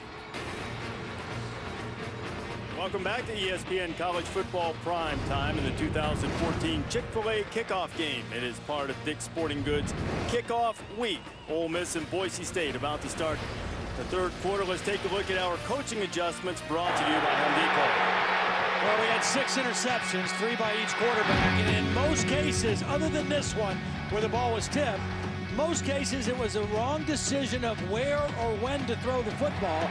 Grant Hedrick's got to do a better job taking care of it in the second half. Bo Wallace comes back as has the most experience in the SEC, but he didn't look like it the first half. Inexperience looks like what he's playing like. He's playing like a guy that doesn't know where he wants to go with the football. When you get in scoring position, take the field goal. Don't throw it into coverage. He didn't look like an experienced quarterback that first half. Both quarterbacks took points off the board with horrific and horrendous interceptions into the end zone. Look, no field goals automatic, but both were short field goal attempts if they just took care of the ball, put it up for grabs instead. The result was the 6 interceptions total that we saw. Boise State actually outgained Ole Miss in the first half, and the Rebels, I know they use those quick sideways passes as an extension of their running game, but they only had 20 yards rushing in the first half. They've got to find a way to run the football in this second half. They're too one-dimensional, and their quarterback is not having a hot hand of a game. So they've got to find something else to do running the football. Right now, even though they're trailing, Boise State has shown much better balance in their offense. than Ole Miss has. Not a hot hand. Very generous of the time. Euphemistically speaking. Dan Goodale starts the second half, drives his kickoff past Jalen Walton. Not an opportunity for a return as we check in with Samantha Ponder. Yeah, Reese, I talked to Brian Harsin coming out of the locker room about his quarterback and those 3 interceptions. He was actually pretty pleased with his offense, said those tip balls obviously make a huge difference. They need to protect him better, but you should pay attention more in the red zone. They're probably going to end up throwing the ball more because they're having trouble running it in the red zone, and he admitted they're probably going to have to throw, but he said you can tell his team is incredibly confident coming back in the second half. They know they can play with these guys. Sam, I think there's no doubt about that, but down on the half-inch line, just get your guy to run forward instead of sideways. That was a mental mistake by a running back rather than a quarterback, Jay Ajayi, in the first half, or Boise State might well have had a touchdown. Bo Wallace doesn't get rid of it, and he's sacked on the first play. I'll tell you what, the defensive front of Boise State has come to play tonight. It's interesting. They have 19 defensive linemen on their roster. 17 of them are scholarship guys. That's an unusually high number of scholarship defensive linemen. They're rotating guys. They're fresh, and they are really playing well tonight so far. And 2nd and 14. Wallace to Walton underneath. Walton's got the first down and a little bit more. Walton getting up close to midfield before he's knocked down. A great pickup for Tyler Gray and Ioane. Stopped Walton, who picked up 28. And I like the play design. It makes it easy. It's an easy completion right over the middle of the field. Get Bo Wallace going. Don't make him take a 7-step drop. Sit back in the top pocket and go through his reads. Really simple play. Hopefully get him going. To the ground.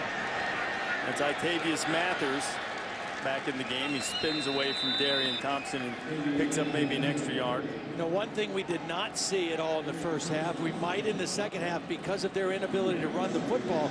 We might see Anthony Alford, who is their Wildcat quarterback. He's a backup safety. If they get closer to the red zone, I wouldn't be surprised if we see that package here in the second half. Quick toss to Mathers. Slips one tackle, slips two. Mathers straining toward first down yardage, and Mathers isn't the biggest guy in the world. He made a tough run and broke some tackles. Do we see Liggins first at quarterback? You know, Alford, that you were talking about, Todd, started his career at Southern Mississippi, started 5 games at quarterback for the Golden Eagles, opted to transfer to Ole Miss, where he's played mostly defensive back, and he'll do the Wildcat quarterback. And as Ole Miss checks Jordan Wilkins into the lineup, Bo Wallace is going to run it, and he'll pick up the first down. But at least, you know, you got 3 or 4 straight runs now for Ole Miss. I mean, your quarterback's struggling. You threw the ball 22 times the first half. So give him a little bit more balance in the offense. Make him feel more comfortable. Settle him down. Try something different. You see the disparity, although Ole Miss is caught up a little bit by running the ball here to start the second half. Here's Wilkins with a carry. Dan Werner, the offensive coordinator, told us yesterday that if Ole Miss were a traditional pro-style team with a tailback, that Wilkins would probably be the guy. He's got more of the prototypical size. With their style of offense, you tend to see a little bit more of Walton and Mathers. Wilkins stays in there now. Wallace dancing around, throws it to Ingram underneath. Evan Ingram with a great move, and he'll have enough for the first down. What a nifty move by the tight end. Well, what we've seen from Bo Wallace here to start the second half, he's not panicking. He's staying in the pocket. He's reading the whole play. And that time, Ingram had a lot of room in the middle. For the most part in the first half, Boise State's linebackers had squeezed that middle of the field. That time, Ingram, a lot of room to work right in the middle of the field. Exploiting the middle. If Ole Miss is able to do that, Brian Harsin said yesterday, you'd know we're in trouble. Shut it down in the first half and see if they can rise up here. Good penetration in the backfield. One hit in the backfield on Walton. And he'll lose a couple. Antoine Turner with nice penetration from his nose position. Junior college transfer originally out of New Orleans, Louisiana. I think the more success they have with Ingram over the middle, the more space Treadwell will have on the outside. So if you want to start trying to take that middle away, those easy throws away, look for number 1, Treadwell, in a jump ball situation. Treadwell at the bottom of the screen. Wallace firing to the outside. Treadwell has it. Dante Dion was right there to make the stop. And he's just so big. He's, I mean, 6'3", 230 pounds, and moves well. He moves to the outside this year. Buys time. He's not the first option. He's way down the list, so Bo Wallace gets through his progression. But he's got to touch the ball a lot. He's a matchup nightmare.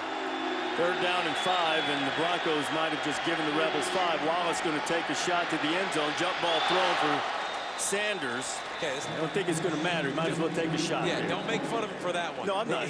No, that's a free play. That's a smart play by Bo Wallace. Yeah. On the defense, number 98. That's a 5-yard penalty. 3rd down. And Turner got in there earlier and was anxious to do so again. Gives up 5 yards. And the first thing he does, watch when the ball's, he sees the false start, Bo Wallace. He sees the nose jump. The first thing he does is look to Treadwell at the bottom. Look at him. Yep. He wants to throw it up. He's double covered. Looks up top. Just chunk it up. Try to make a big play because you know you got the penalty. Well, it's still 3rd down, but now they need really less than 1. Wallace, I don't think he's going to get it. That ball was loose, but I thought he was down. Ben Weaver with the hit, returning leading tackler. Wallace got thrown out of that pile by Sam McCaskill. Let's see if I thought Wallace was clearly down, but let's see if down before the ball came loose. Forearm counts as down. So I guess now the question is, does he get the 1st down? Let's see where they spotted. The officials are signaling 4th down, so Ole Miss feel a little bit short, and now they've sent in Devontae Kincaid at quarterback.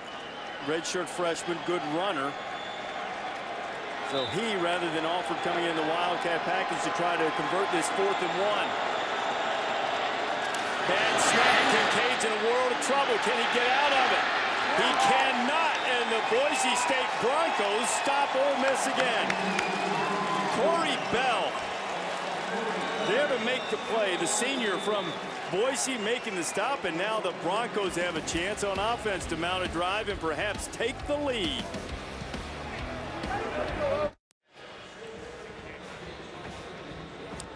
Boise State just stopped Ole Miss on 4th down, but the 3rd down play might be of more consequence. That's when Bo Wallace was running, took a big hit from Ben Weaver. Now, we don't know for sure if that's why Hugh Freeze made the switch to Devontae Kincaid for the 4th down play. But then more follies for the Rebel offense with a rough snap. We'll show you that snap in a minute. Hedrick complete to Miller. Matt Miller gets out across the 30 and enough for the 1st down. And on that 4th down play, it was really undone by the snap that Kincaid didn't fumble, but it messed up the play. And it's a new center, Ben Still, his 1st year as a starter. He knew he had a tough block moving to his left, and he didn't take care of first things first, which is snap the football.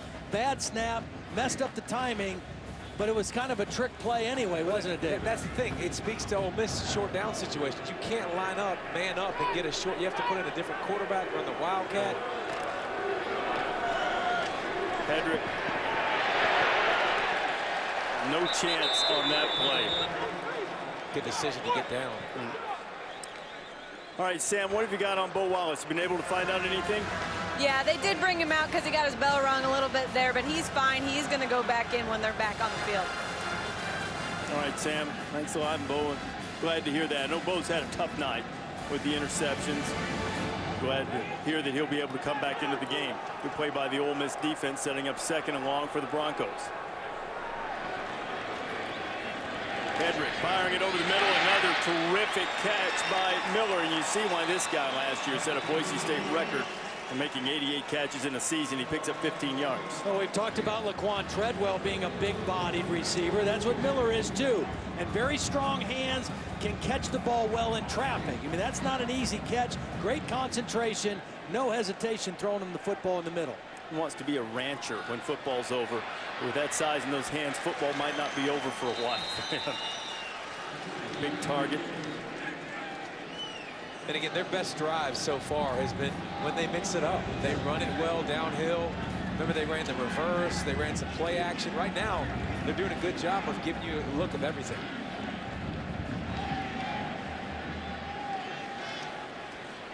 Miller's thrown it once tonight.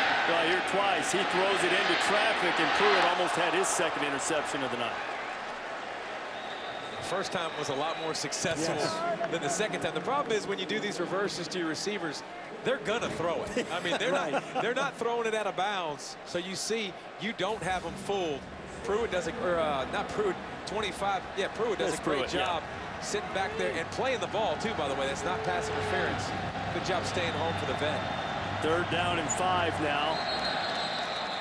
And Ole Miss jumped. Question is, were they drawn? The way Boise State's reacting, and it would appear not. Offside on the defense, number 95. That 5-yard penalty results in a first down. Wow. These penalties, there's just no excuse for them. I mean, Hugh Freeze told Samantha at halftime, it's on him, it's embarrassing. I mean, you're just giving first downs. Your defense really has played solid. They've made it tough for Boise State to mount much of drives, but you just give them a free first down there just because you're not concentrating. The attention to detail has been just bad. Shane Williams-Rhodes, a little underhand shuffle pass. He scoots inside the 45. They'll mark him out of bounds about the 42.5. It's a little different when he comes across the formation than Miller. Miller's got those big, strong hands, but Shane Williams-Rhodes is going to be a guy that they're going to have to give some more touches to. You see, he touched it on the reverse. Good things happen. Almost scored near the goal line. He's got that speed. And before he missed a couple of games late last year with an injury, he was in the top 20 in the country with about 7 catches per game. Back to the ground with Ajayi on 2nd down. It'll be 3rd down and about 4. The other guy that the Boise coaches told us has some real speed that really started to show up this summer is their number 3 receiver, number 81, Dallas Burrows. Has not had a ball thrown to him tonight, I don't believe. And with so much attention being paid to Miller and to Williams-Rhodes, Burrows might be a guy that draws the single coverage. Well, Burrows was the intended target on one of the interceptions early that Hedrick threw too far to the middle of the field. It was way away from him. He really hasn't had a chance to make a catch tonight. Hedrick runs it on 3rd down. It's going to be 4th down. So at this point, you don't gain a lot by punting, and Harsin appears to be leaving his offense on the field. You like the decision, David, if that is indeed what they do? I think maybe you bring your quarterback and pooch kick it. Try to pick up some yards. I'd punt it here. My defense has played so great so far. I agree. Let's see if they're trying to draw him off. Ole Miss gave them a first down, jumping off sides on a 3rd down just a few moments ago. And Ajayi looks frustrated. I don't think, they're not going to. I don't think they're going to snap it. Yeah, why would you give momentum to Ole Miss? It's a smart decision by Brian Harsin. Your defense, you're right, David. They've played outstanding, okay? You got a quarterback on the other side that's been shaky, all right? So pin him back, see if you can pin him inside the 10-yard line, and help your defense out by making Ole Miss look at a long field. Reese, I know you don't agree. No, you like to go for it. I'm fine with it. No, I wouldn't like to give up the ball at the 40, and they haven't shown the consistent ability to be able to run the ball or necessarily have time to throw it. So you got to kick it though. Yeah, good. Now, if I had known that the punt would only get them down to the 18-yard line, then I clearly would have said go ahead and go for it.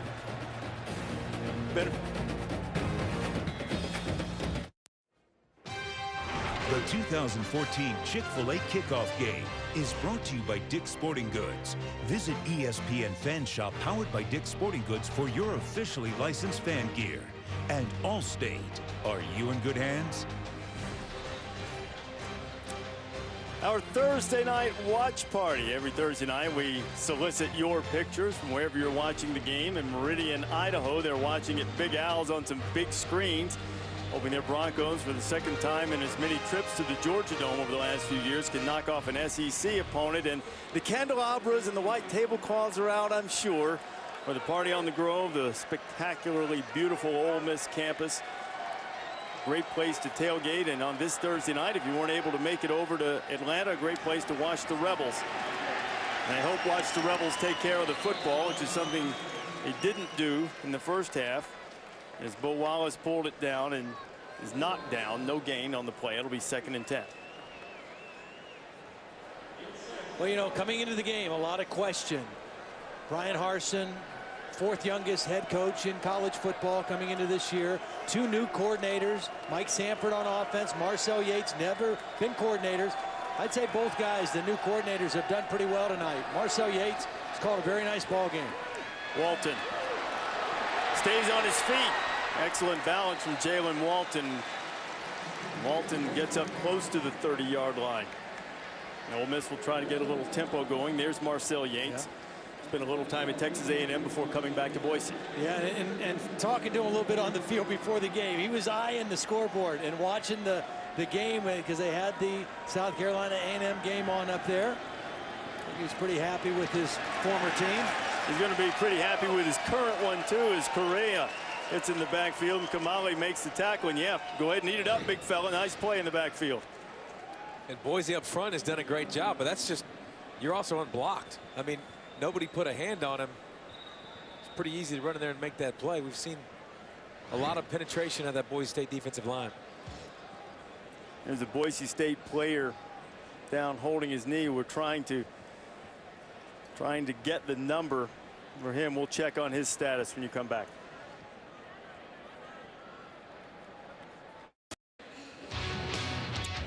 NASCAR Sprint Cup Series is at Atlanta, and coverage starts on ESPN Sunday at 7 o'clock Eastern Time. Also available on the Watch ESPN app. Tony Stewart, as you might have seen on SportsCenter earlier today, planning to return to the track for the first time since his tragic accident.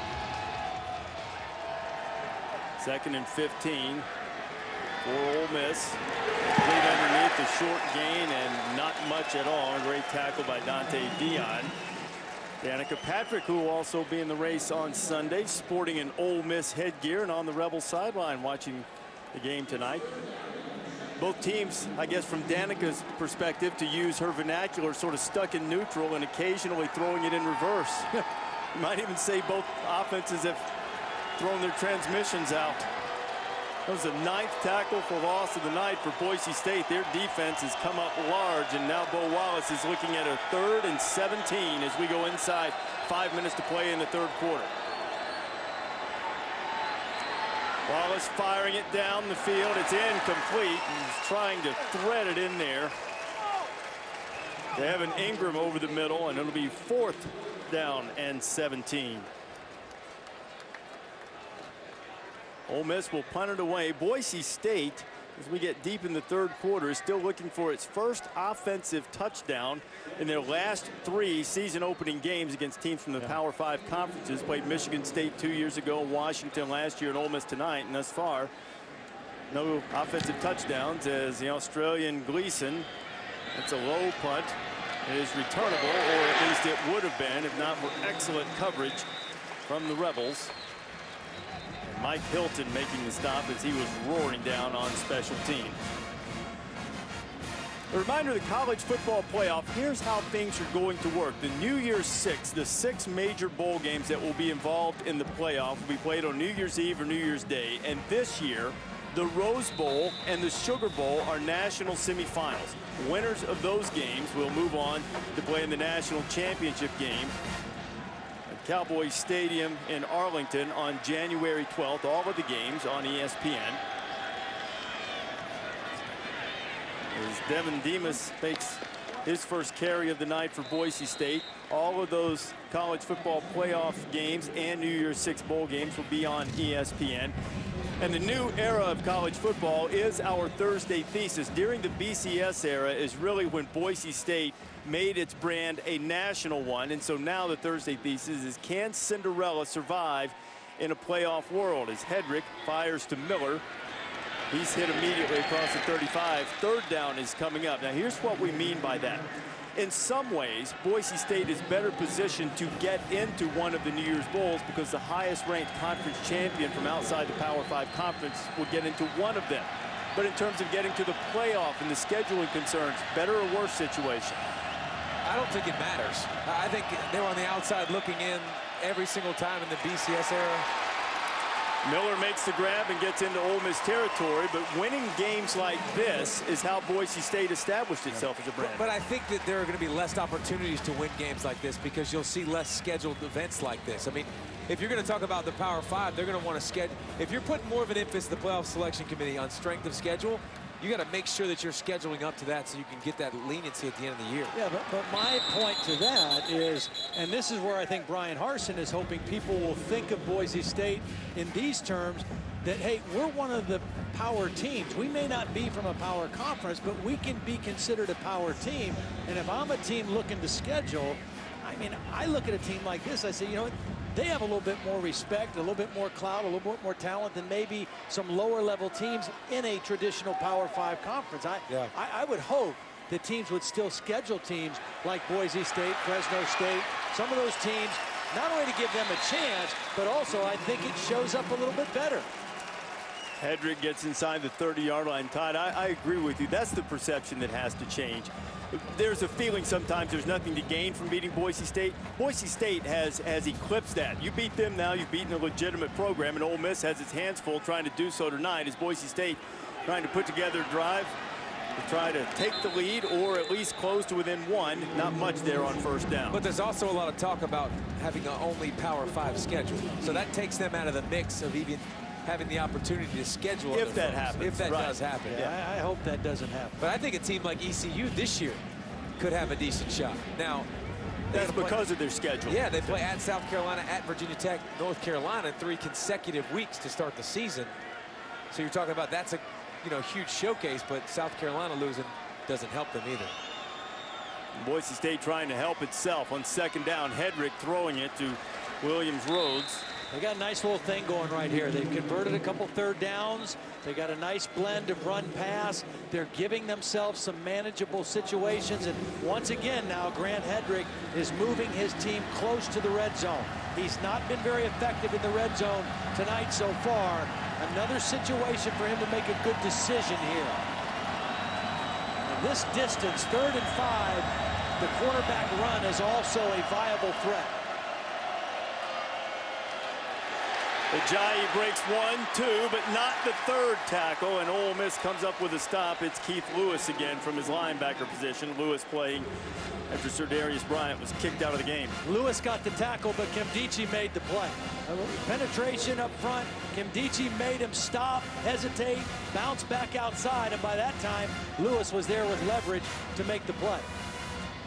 Boise State does not take away its field goal opportunity as it has at least once earlier tonight. Dan Goodale will try to draw the Broncos within 1 with a 43-yard field goal attempt.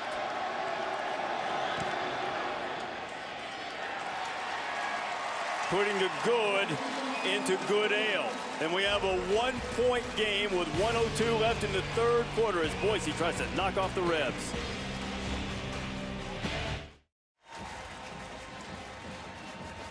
Got a close one. A defensive struggle hasn't always been pretty, but 1 minute left in the 3rd quarter of the Chick-fil-A kickoff game. Number 18, Ole Miss, clinging to a 1-point lead against Boise State. Broncos just knocked in a field goal. Dan Goodale getting set to kick it off. Broncos about to go back on defense, and we just saw Tyler Horn, their defensive end. That was the player who was down the previous defensive series, getting onto a cart, and there goes Tyler, who was holding his knee, and certainly we hope for the best for the senior from Meridian, Idaho. Moved inside this year and was hoping for a big season under Marcel Yates. Rebels will down it in the end zone, start on the 25, and we'll say hello to Max Bretos. Thank you, Reese. AT&T takes us inside the headset tonight in Columbia, Missouri, in the first live football game on the SEC network.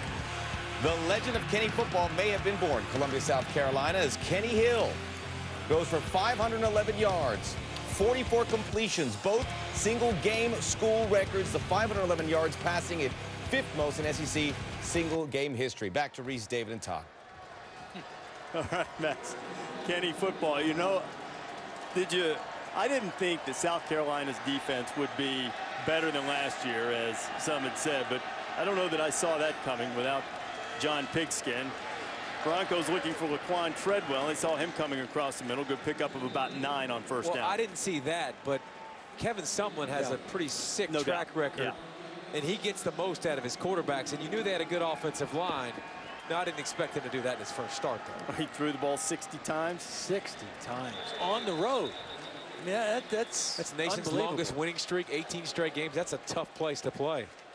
The flag came flying in from the 8th official. Here's a look at tonight's college football rankings, brought to you by AT&T. A heavy dose of the SEC in the preseason top 25, though number 18 is in a fight. Number 9's already gone down, so 21's going to go up and 9's going to fall. 9's probably going to fall pretty hard. That was a holding call on that last penalty. Robert Conyers from Ole Miss getting nabbed. More self-inflicted wounds by the Ole Miss offense. Ole Miss offense has not been a thing of beauty tonight. Turnovers, false start penalties. Been more careful with the ball in the second half thus far. Wallace feeling some heat. Bo's got a little bit of room.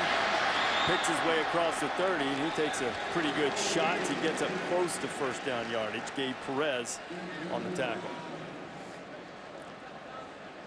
You just don't get the feel. Now, again, I know Bo Wallace is not really feeling it tonight, but you also don't get the feel that this wide receiving core of Ole Miss is threatening or really creating any fear in this Boise State defense. These corners, even though they're undersized, they are right up in the grill of the receivers, and they are not conceding anything.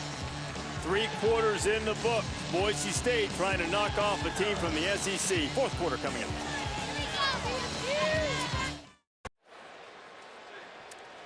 Aerial coverage tonight provided by Goodyear. Everything Goodyear has learned, making tires that go the distance, inspires what they roll into yours. Goodyear, more driven. 4th quarter getting underway at the Georgia Dome in Atlanta. We've got plenty of football coming up on all of the ESPN platforms this weekend, including Penn State and UCF squaring off in Dublin, Ireland, the start of the James Franklin era. Both teams getting a chance to see some of the sites in Ireland, including our crew, Mike Patrick, Janine Edwards, and Ed Cunningham. Have it for you bright and early on Saturday morning, 8:30 Eastern time on ESPN2. Pretty good line from James Franklin in the offseason when he took the Penn State job, and he said, they told me we were opening in Dublin. I thought they meant Ohio.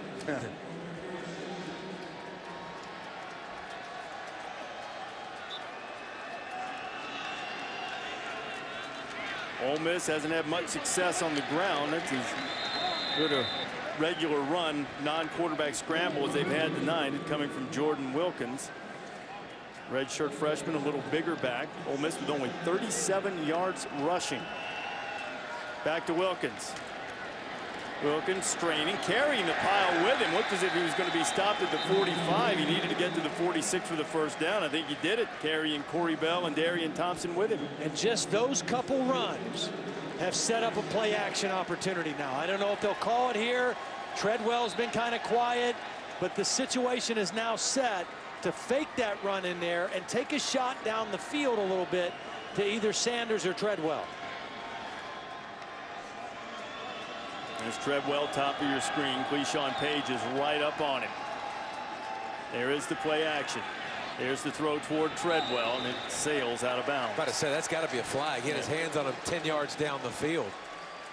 But I'll tell you what, the MVPs of this game so far have been the corners for Boise State. They're not afraid. They're undersized.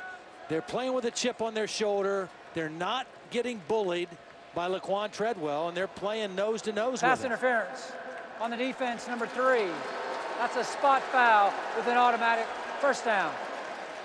You know, that's a tough call on him because all night Treadwell has been pushing, grabbing, shoving, you know, blocking all the way through the whistle. You know, and you're just trying to hold your own with this big guy. And then the ball's in the air and you get called for the penalty. That's a tough call to go against you. Yeah, another call is going to go, and it's going to be another false start against Ole Miss. False start on the offense, number 78, 5-yard penalty, first down. Laramie Tunsil now has more false start penalties than sacks allowed from last year. False starts tonight, I mean. Here's what Laquan Treadwell said about the Boise State cornerbacks. Is not necessarily that much of a diss. He just said they're small, which they are. We should have a good day, which they are not, at least not up to this point. Bo Wallace under pressure. Bo Wallace is sacked. Well, here's the thing. If you're a smaller cornerback, 5'8", 5'9", you're a guy who's got to be tough, and you've been told your whole career and whole life you're too small to play, right? So you play with a chip on your shoulder. You play bigger than you are. You're not afraid to be physical, and that's what we've seen from both Page and Dion tonight. They have just been right up in there playing as physical cornerbacks. And Dion's come off the field again. Jonathan Moxey back in the corner. Wallace tried to take a shot at him last time. He throws underneath to Treadwell. And Treadwell's knocked down immediately by Moxey. And that's a great play from Bo Wallace. So many times his eyes have come down tonight. That time it's only a 4-man rush. He steps up in the pocket great, keeps his eyes downfield, and watch him deliver a strike down the field. He has to be more consistent like that. The plays are there to be made. Ole Miss needs 8. Wallace can take a shot as Boise State jumped, and Laquan Treadwell makes the grab over Moxey. Created a little separation, and that flag, I'm virtually certain, was Boise State jumping into the neutral zone. And for the second time tonight, Wallace took a shot when that happened. Offside on the defense, number 40. That penalty is declined. The result play is a first down. Another good play by Bo Wallace, and that showed you the difference between the way Moxey's playing and the way that Cleashon Page is playing. Off coverage, no contact, just allowed him to run down the field uncontested. And Bo Wallace did a nice job throwing it up for him. He looked up for the ball and got spinning around like a top, and now Rebels in the red zone. Wallace firing toward the end zone. Ingram makes the catch. Did he stay in bounds? He did not. It's incomplete. Ioane was on the coverage. They're picking on that side where up into the boundary. That's where they wanted to make their hay. A little wheel route. Wallace is doing a little bit better. It looked like he definitely caught it. Yeah. But it didn't look like he got his foot down in bounds. And you could hear Brian Harsin telling his defenders they're trying to work that back shoulder.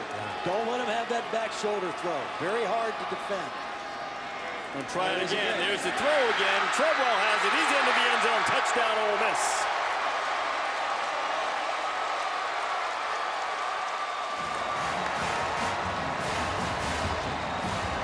Sometimes you know it's coming. You can't do anything about it when you got a baller out there. Ball placement and timing beat tight coverage every time. I don't care how good the coverage is. If you throw this ball on time and you throw it to the right spot, it's impossible to defend, especially when you have a big body like Laquan Treadwell.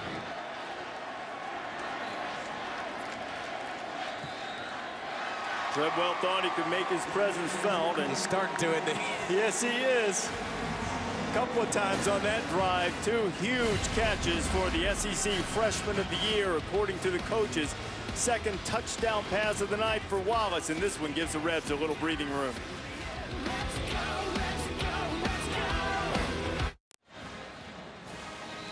ESPN college football doubleheader on Saturday. It's presented by Hampton Hotels. We'll start with the rivalry between Clemson and Georgia, a great game last year. The encore this time, then at 9 o'clock Eastern, Wisconsin and LSU, a matchup of 2 teams ranked right next to each other in the preseason poll. Tigers 13, Badgers 14.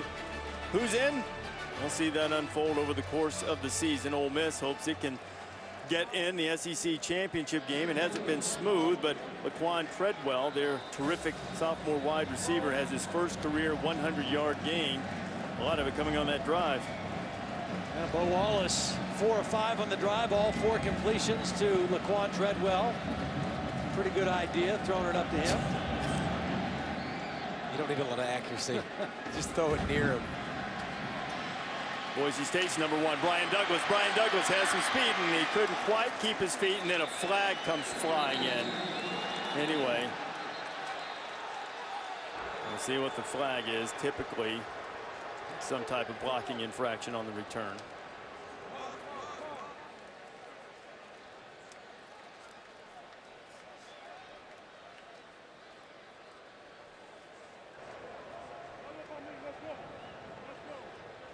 Brian Harsin waiting to get the call along with the rest of us. During the return, holding on the return team, number 22. 10-yard penalty, first down.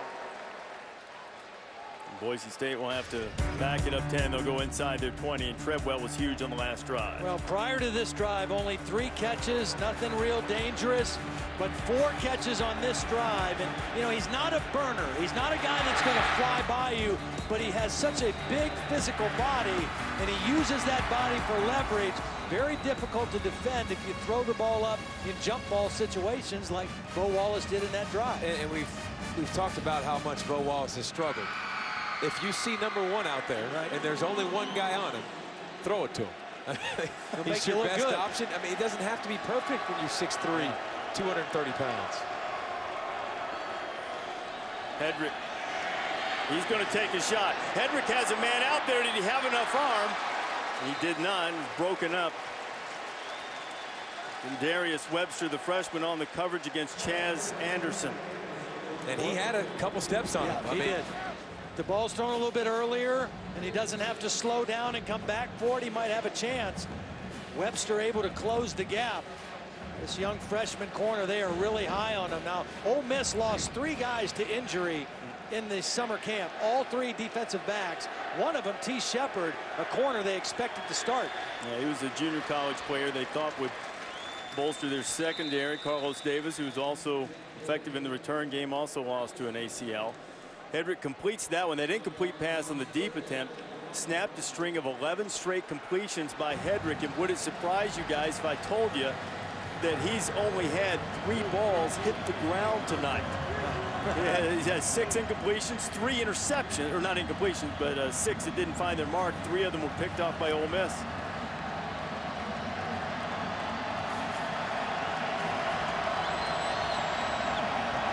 Check that, let me update my math. He only had 5 rather than 6 that didn't hit their mark. At any rate, most of his passes have been caught. They haven't necessarily gained a whole lot of yardage. Boise State didn't need a lot of yards to move the sticks, and they got enough to pick up a first down as we wind down closer to the 11.5-minute mark to play here in the Chick-fil-A kickoff game. Tonight's, is he going to do it? Not yet. Aflac trivia question. What are the only 6 schools to be #1 in the AP preseason poll and the final poll? Hashtag Aflac trivia, of course. 6. Goodness gracious. 6 schools. Key in the phrasing there. Of course, Florida State is #1 in the preseason poll and a prohibitive favorite to win the national championship. That's Fidel Brown, defensive lineman for Ole Miss, a transfer from Florida International, who is being attended to. We'll check on him as he's getting back to his feet as we head to break. The 2014 Chick-fil-A kickoff game is brought to you by Chick-fil-A. We didn't invent the chicken, just the chicken sandwich. And Nissan, premier partner of the Heisman Trophy. This is the new College Football Hall of Fame. It opened here in Atlanta just a few days ago. And this is more than 94,000 square feet of pure goodness. The giant wall of 768 helmets. You cannot believe how interactive this place is. It is worth the trip. It's great if you can see a game at the same time, but this place is worth a trip by itself. You check it out here in downtown Atlanta as Grant Hedrick tries to throw the tunnel screen, and Ole Miss is there to stop at Tony Connor on the tackle of Shane Williams-Rhodes. Time to see if Ole Miss come up with a stop and hold on to this 8-point lead, get the ball back, sort of drain some time off the clock. Or Boise State can mount a touchdown drive. And Hedrick's going to have to make a play down the field. Ole Miss is cramping everything. It's going to make him take a shot. Every time he's taken a shot, it's been an incompletion or an interception.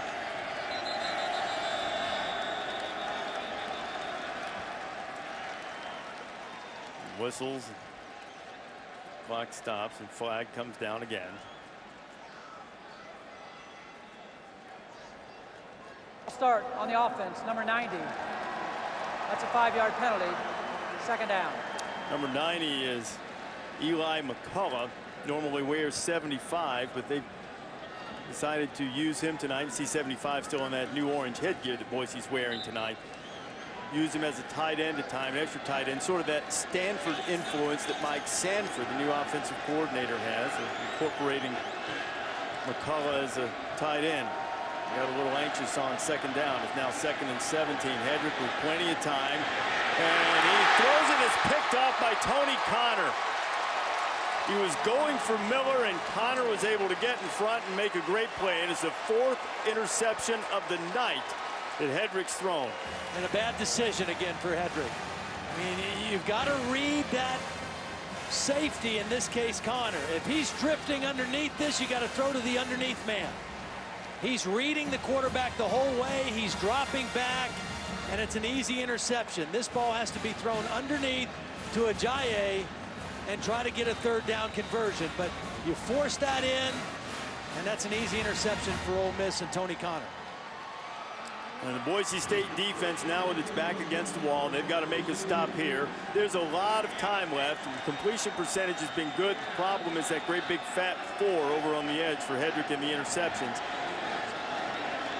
It's a 1-possession game right now, and the defense has to rise up, and they're unable to stop Wilkins before he rips off about 9 or 9.5 on 1st down. They found a little bit of success with Wilkins. You know, they've tried both Walton and Mathers, and Wilkins a little bigger guy. They don't want to run Bo Wallace too much. He already took 1 shot to the head and had to come out on a 4th down play. Wilkins has given them a little bit of a bigger body to run the football. Wallace down the seam. He's got Adebojo inside the 10. Adebojo into the end zone. Touchdown, Rebels.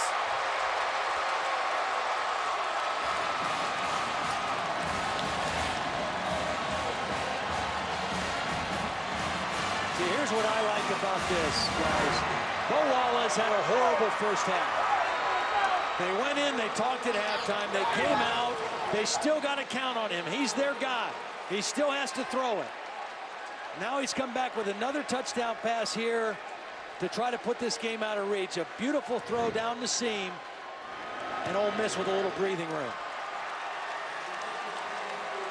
21-6 now as Wallace has rebounded nicely. Ole Miss seems to be firmly in command on opening night of college football.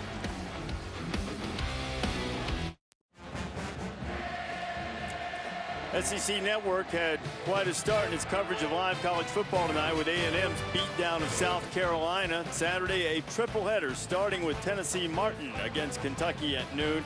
Then a conference game, Arkansas going on the road to take on Auburn at 4 o'clock Eastern time. Southern Mississippi and Mississippi State, Dak Prescott getting a lot of preseason attention, 7:30 Eastern time. He'll lead the Bulldogs. All of those games available on the Watch ESPN app. How dare you mention Mississippi State during an Ole Miss broadcast. They're also a little sensitive about the attention that Dak Prescott's been getting. I think particularly Bo Wallace. He's been able to answer that in the second half as Brian Douglas is looking for a seam and doesn't find one. Instead, he finds an Ole Miss headgear right in his mustache. Let's answer the Aflac trivia question now. Cue that duck. Aflac. There are the only 6 schools to be #1 in the AP preseason poll and the final poll. SC, Florida State's done it a couple of times. Oklahoma State's done, or Oklahoma, I should say, has done it a bunch of times. Alabama, Michigan State, and Tennessee have all done it. Florida State trying to do it for a 3rd time this year as their preseason #1. They opened Saturday on ABC, Saturday night against Oklahoma State, the Cowboys Classic. Grant Hedrick was through an interception to set up that last Ole Miss touchdown. Hands it to Ajayi, and Jay's got some running room. Turns the corner. Does he have the wheels to get by Pruitt? He doesn't, but he rips off a little over 20. A good block by Shane Williams-Rhodes. Gave Ajayi some room to run. 26 yards. Even if that play Reese went for -2, they have to still run the football. Yep. They're not good enough up front against this defensive line just to let them pin their ears back and come after the quarterback. This was just a great individual effort, but they have to have balance on this offense if they're going to score. They do have to mount a scoring drive. Hedrick has to move out of the pocket as he was getting some early pressure from Fadol Brown. It's good to see him back in the game. Got another flag down across the way. Yeah, I thought Coleman had his hands on the back of his jersey, on the back of Miller's jersey. Pass interference on the defense, number 6.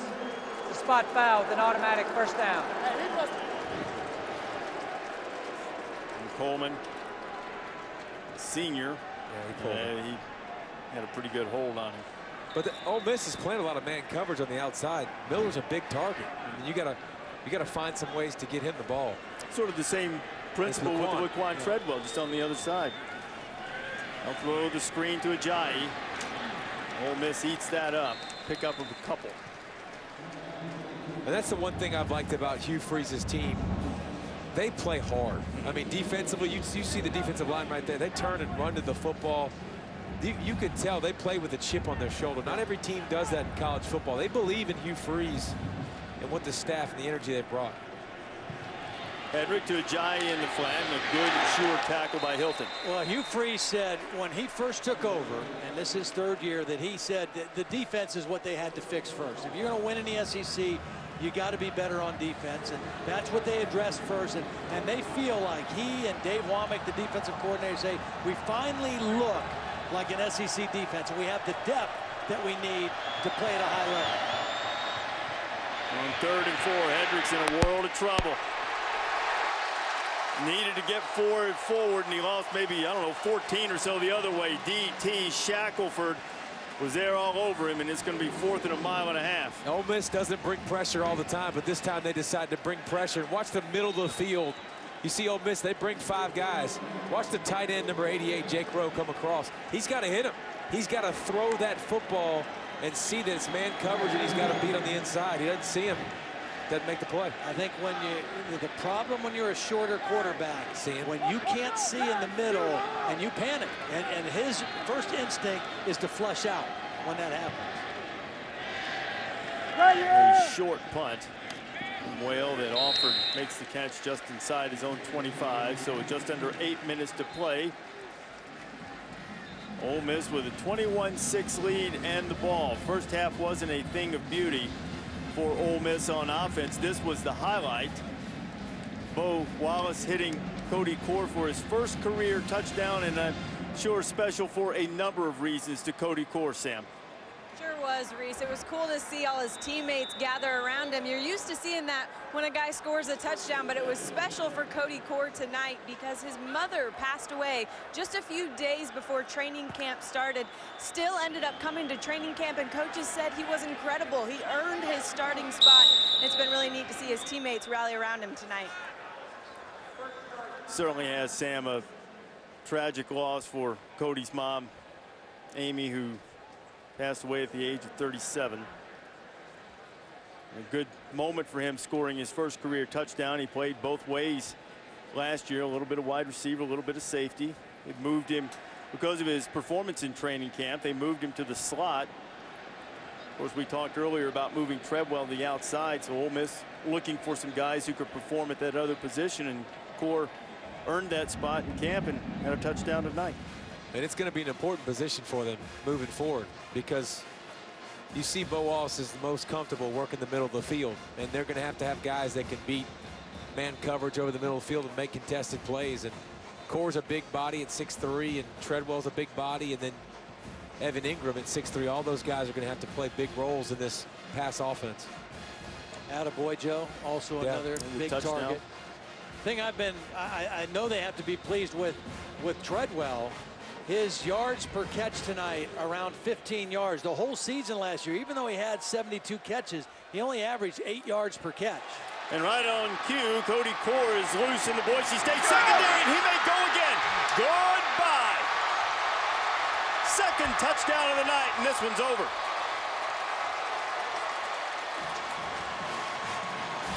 "76 yards, Wallace to Core, and he's over 100 yards receiving, and the Rebels are turning this into a rout in the fourth quarter. And how about the turnaround in the second half for Bo Wallace? You got to be happy for a guy. He struggles in the first half.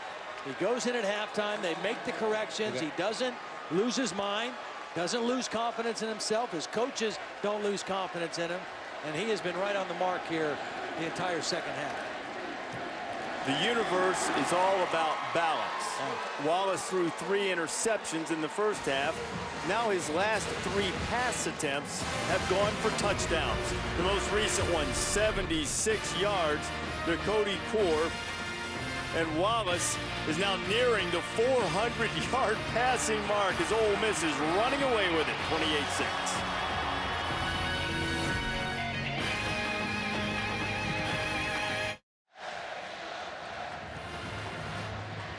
Ole Miss might have just delivered the knockout punch. Cody Core, the first 2 touchdowns of his career. The most recent one, a 76-yarder. He did a good job at the line, Davey. But Page and Dion have done a great job at corners all night. But watch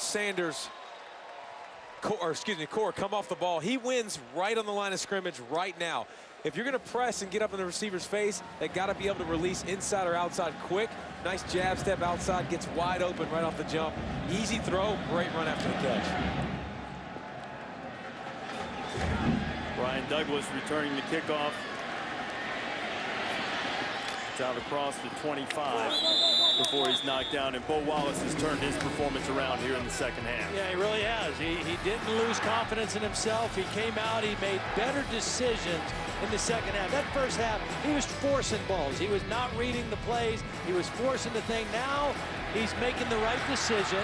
He's taking what the defense gives. I know it sounds like a cliche, but it usually ends up paying off for you, especially when you've got big-time playmaking receivers that are good after they get the ball in their hands, and they paid it off for him tonight in the second half. You know why things become cliches, don't you? Why is that? Because they're true. Yeah. Ajayi across the 30, up close to the 34. But you know what, though? To his credit, too, because he's a guy that's taken a lot of flack over the years, and you could tell by talking to him yesterday, the coaches believed in him, he believed in himself. To come out and throw 3 picks and be playing that poorly and rebound as well as he has, that says something about the young man. It does, but you know what? I still think for him to go to the next level and to take Ole Miss to the next level, which is what they all want to do, he's got to clean that up, because that touchdown to interception ratio as a senior, that needs to be, you need to be like a +15, almost a +20 in order to put your team in that position. You can't be a +4, +5, +6 kind of ratio, and he knows that better than anybody. Now, he got away with it tonight, but you're not going to get away with that in SEC competition. The next game for the Rebels is SEC competition. Here is how Bo Wallace wound up as the Rebel quarterback. 2010 redshirted at Arkansas State and followed Hugh Freeze after a stop off at East Mississippi Community College. He set a junior college record with 53 touchdown passes and wound up with the Rebels. Over 3,300 yards in his first season as a starter, but a bunch of interceptions, as Todd alluded to. Last season, had the shoulder problem.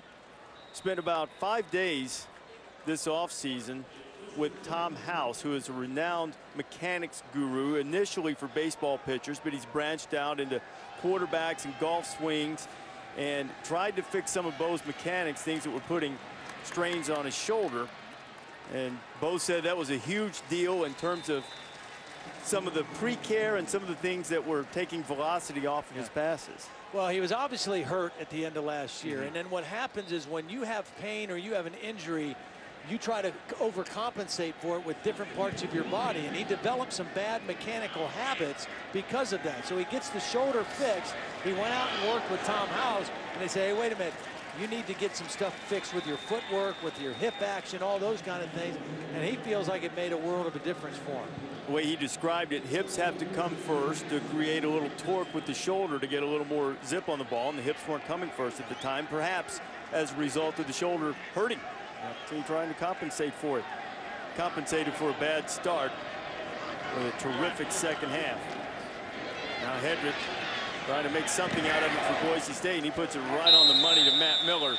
And for all the problems they've had at times, Miller has shown well tonight. I think he's shown well tonight. I don't think he caught that ball. You don't think he snagged that one? We'll try to. Again, it was a low thrown ball. Every time they've thrown it deep. Nope, that's a bounce. Every time they've thrown it deep, they've struggled to get a completion. There's too much air on the ball. The ball's not getting where it needs to go. The previous play is under further review. And we're going to back up. Matt knows it. Catch 88 passes in a season as he did last year. You know when one gets away. And he got smoking hot down the stretch. His last 5 games, he had 636 yards and 10 touchdowns. He could have caught that, by the way. Yeah, sort of go through that. A receiver of his caliber typically makes that catch. Tough one, no doubt. And just kind of got also through. A nice layout by Alford. He laid out. Look at that. He might have even tipped it, but he definitely got in his way just enough. Look at that.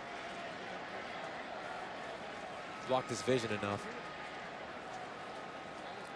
Well, if Boise State can't get a touchdown here, this will be the 3rd consecutive season opener against a team from a Power 5 conference in which the Broncos have failed to get an offensive touchdown. Life without Kellen Moore will be a lot different.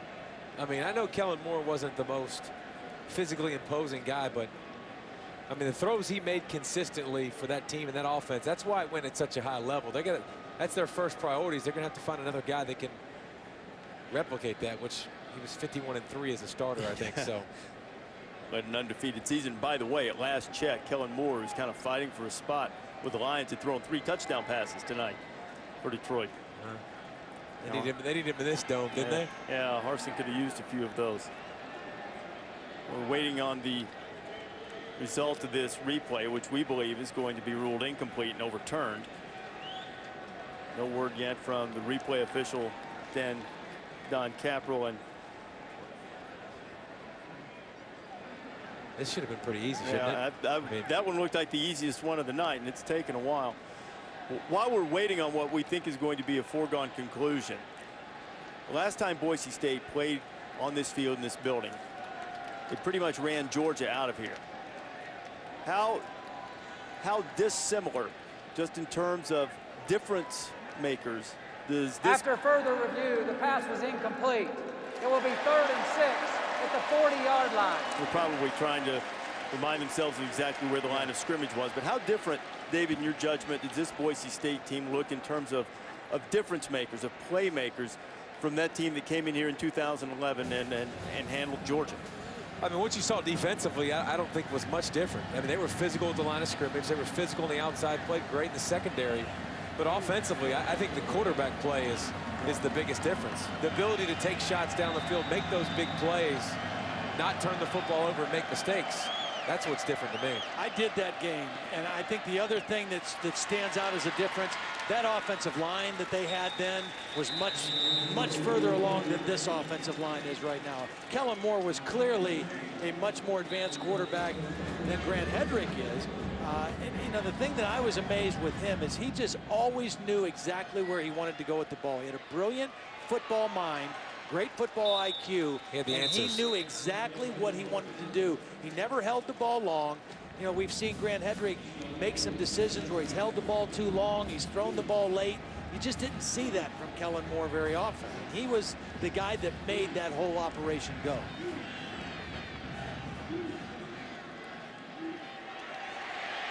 Hedrick throwing it underneath, and Ajayi can't hold on to it. It'll be 3rd and 2.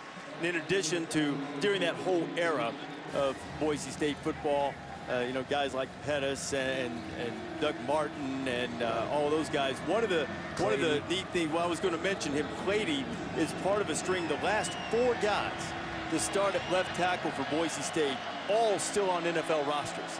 So they've had some talent up front as well. And they think that perhaps Reese Adeyambo, who's left tackle tonight, could very well follow suit there. Hedrick on the roll, and he throws it away. It'll be 4th down and 2. Yeah, and the one thing, too, that strikes me about Boise back in the day is they weren't playing a lot of sophomores and freshmen on the line of scrimmage. You know, they were redshirting guys and developing guys over a 3-4 year process. You look across the line, on the offensive line, they have no seniors. They have three sophomores and 2 juniors. I mean, and so nobody playing the same spot they did last year. Yeah, 5 guys, all 5 guys up front are new to their position. So you're used to seeing them develop guys and have those upperclassmen, and they don't have that right now either. That being said, I think they still have a chance to be a much better football team than they were a year ago when they finished with 5 losses.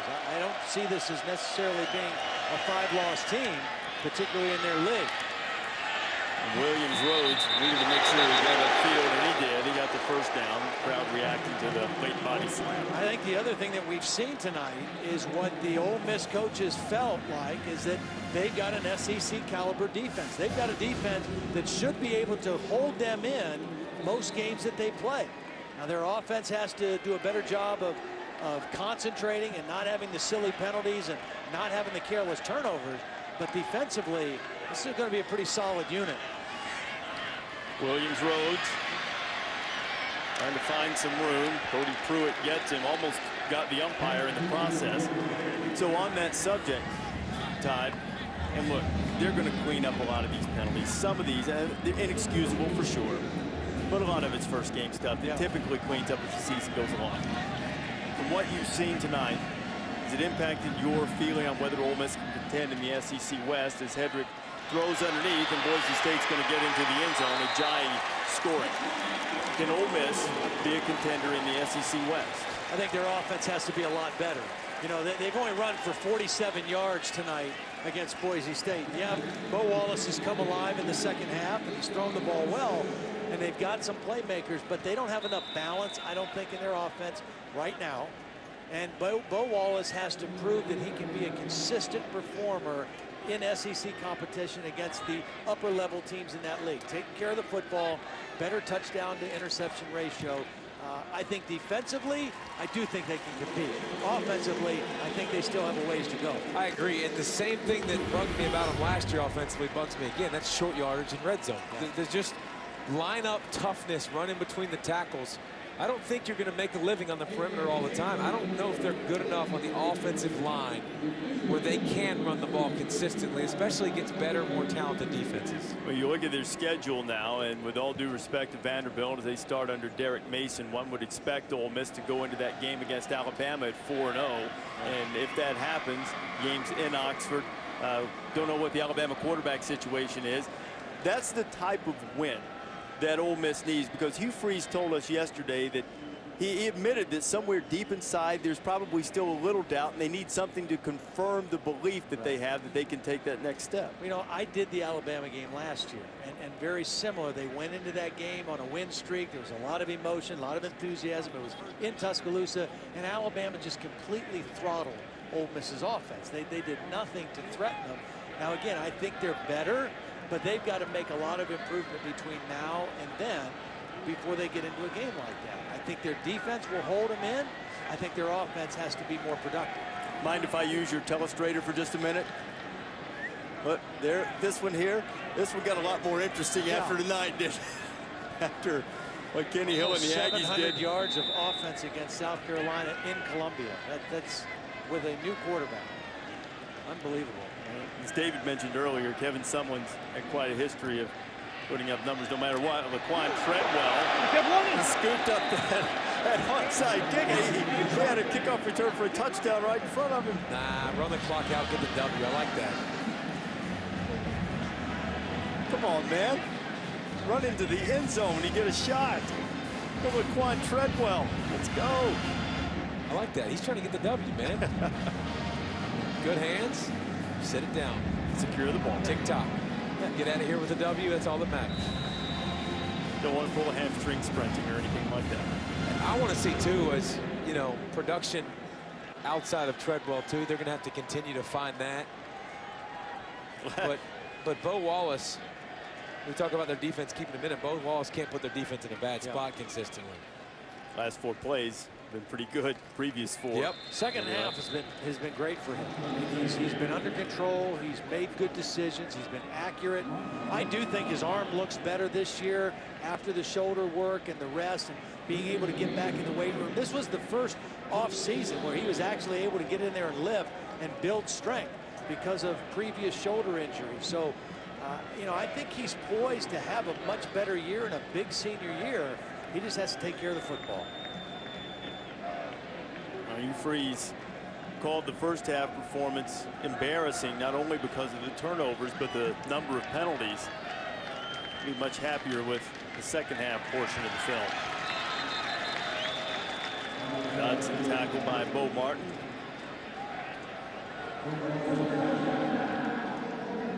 And Boise Boise State's going to use a timeout, continuing to fight, get the ball back. But there's always a chance. So we're saying there's a chance. So you're saying this? Thank you, Lloyd Christmas. Chick-fil-A kickoff game tonight. Ole Miss and Boise State at the Georgia Dome, part of a big weekend here in Atlanta. Alabama and West Virginia play on Saturday. Aerial coverage provided by Goodyear. Everything Goodyear has learned, making tires that go the distance, inspires what they roll into yours. Goodyear is more driven. So now Boise State in the Mountain West Conference. They, by the way, yet to win an outright Mountain West championship. They've lost 4 Mountain West games in 3 years by a grand total of 7 points. They haven't won an outright league title. That is of significance this year. We mentioned earlier when we were talking about the college football playoff, highest ranked conference champion from outside the so-called Power 5 leagues will get a spot somewhere in one of those New Year's Six bowls, not necessarily in the playoff, obviously, but in one of the big bowls. Is it so-called or is it Power 5? Well, they are the Power 5, unless you read Boise State's notes, right? What are they called? The Boise State notes refer to the Power 5 conferences as the Resource 5. Resource being another term for big money. Big money 5. But Boise State has poured a ton of money into its facilities, sort of underscoring the point we were making earlier about programs being different, not necessarily just defined by which conference they play in. Dodson making the catch out of the backfield. Ole Miss will get the first down and keep the clock moving.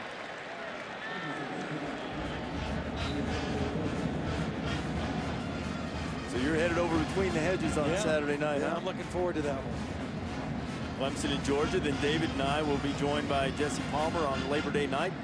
From Miami and Louisville, as Bob Petrino makes his return. Cardinals. Now Golden and the Hurricanes. You know, they talking to Al this week. He downplayed the whole revenge motif, but that bowl game last year, Louisville slapped around Miami a little bit. See the Canes rise up as Dodson gets inside the 20. When you get stomped out like that, you don't forget it. There's no way they forgot what happened a year ago, but you trying to get back on the map. It's all part of the Dick's Sporting Goods kickoff weekend, which stretches from tonight and the start of the game on the SEC network all the way to that Miami-Louisville game on Labor Day night. I think we can go ahead and do this. Just under 3 minutes to play. Our Wrangler 5-star player of the game is Cody Core. 4 catches, 110 yards, couple of touchdowns, including the 76-yarder. And as Samantha Ponder brought us the story of having lost his mother just before training camp, and Core put on quite a performance tonight, David. No doubt, and look at him getting off the line of scrimmage right there. Physical play by the Boise secondary really shut down the receivers in the first half, but the run after the catch, he's going to have to be one of those guys. Laquan Treadwell's going to be the man. Who's going to be the other guys on this Ole Miss receiving corps tonight? It was Core. And I guess the question then is, what does he do for an encore? Oh. Somebody's a writer. A lot of yards after the catch tonight, more than 200 of them. That's usually a specialty for Treadwell, who was 3rd in the SEC in yards after the catch a season ago. The Core had a bunch of them on that long run, and Dodson's running his way into the end zone. And it appears that the Broncos fought valiantly for a while, but now they're just flat worn out. You know, and I think Brian Harsin called timeout before that play to maybe get his team a little bit of rest so they could rise up and get a stop here. And one play later, Ole Miss back in the end zone. Just wore them down, bigger, stronger. They stuck to their game, and they finally were able to muster a little bit of running game here in the 4th quarter. Well, it's nice too when you don't turn the ball over and you can actually run plays, because that's what you. And that's what your offense. You're not 1st and 15 every possession. That's what your offense is built on: running plays, wearing the defense down. Yeah. When you're turning it over 3 times and a half, it's hard to do. How about the Rebels putting up 28 in the 4th quarter tonight to pull away. ABC Saturday Night Football presented by Wells Fargo. Florida State, #1 in the country, led by Heisman Trophy winner Jameis Winston, taking on Oklahoma State and Mike Gundy. 8 o'clock Eastern time, 5 on the West Coast. Who's in? That'll be the question all year long for the college football playoff from the dawn of this era. Last year, the final AP top 10 saw Florida State #1 after starting #11, but of note, 3 of the top 5 teams in the final AP poll weren't even ranked in the preseason. I think the other thing that's interesting, you know, we talk about Jameis Winston and the great year he had, won the Heisman, and that game that's going to be played in here on Saturday night, the 2 quarterbacks that are probably going to square off against each other were both transferred at Florida State, both transferred. Quint Trickett and Jake Coker. Yep. Although Blake Sims, it seems like, even though Saban hasn't really said, is probably going to start for Alabama, but you would expect to see Coker. That's what happens when you're that good. Yeah. People start going, bye, bye. You know, that, I think the graduate transfer rule, which Coker and Trickett both used, has made it a little bit different, but the legendary offensive mind Homer Smith has said for years and years during his lifetime, the #1 thing you must remember about quarterbacks, if they don't play, they will transfer. Only one at a time in most cases. Here's Brian Douglas. Douglas had a kickoff return for a touchdown against San Diego State last season, but he couldn't get loose against the Rebs. I think the other thing that tells you a little bit too, we talked about Kevin Sumlin and his track record with quarterbacks. Jimbo Fisher, pretty good track record working with quarterbacks and developing that position as well. Back-to-back first-rounders with Christian Ponder, E.J. Manuel, and Jameis Winston obviously well on his way.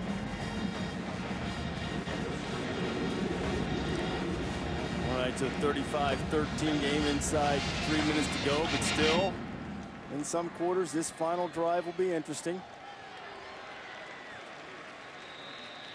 Just across the 30-yard line.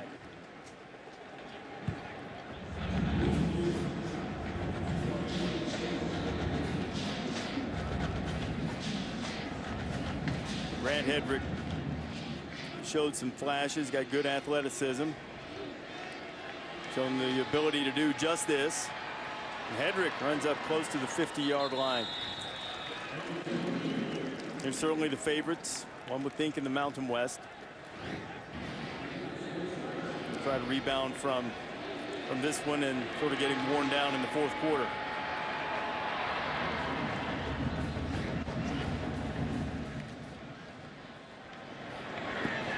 Hedrick to Ajayi, who's been a frequent target out of the Bronco backfields. We go inside 2 minutes to play here in the Georgia Dome. What game are you most looking forward to seeing this weekend, David? What's most intriguing to you? I think if you like offensive line play, Wisconsin and LSU's must-see TV. If you like big boys that like to be dirty and throw people around and play physical, that'll be a heck of a game to watch. John Youngblood just got physical with Hedrick, coming up with a sack. Just sort of ran right around right tackle.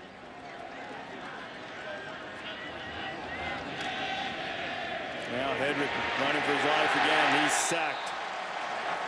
Consecutive sacks. Marquise Haynes, who the entire Ole Miss coaching staff is really high on. Haynes is a kid who originally signed with North Carolina, didn't get into school, went to Fort Union, tried to go back to Carolina, wound up at Ole Miss. Here's how good he's been in camp. Robert Kimdichie said that guy's a freak. Takes one to know one.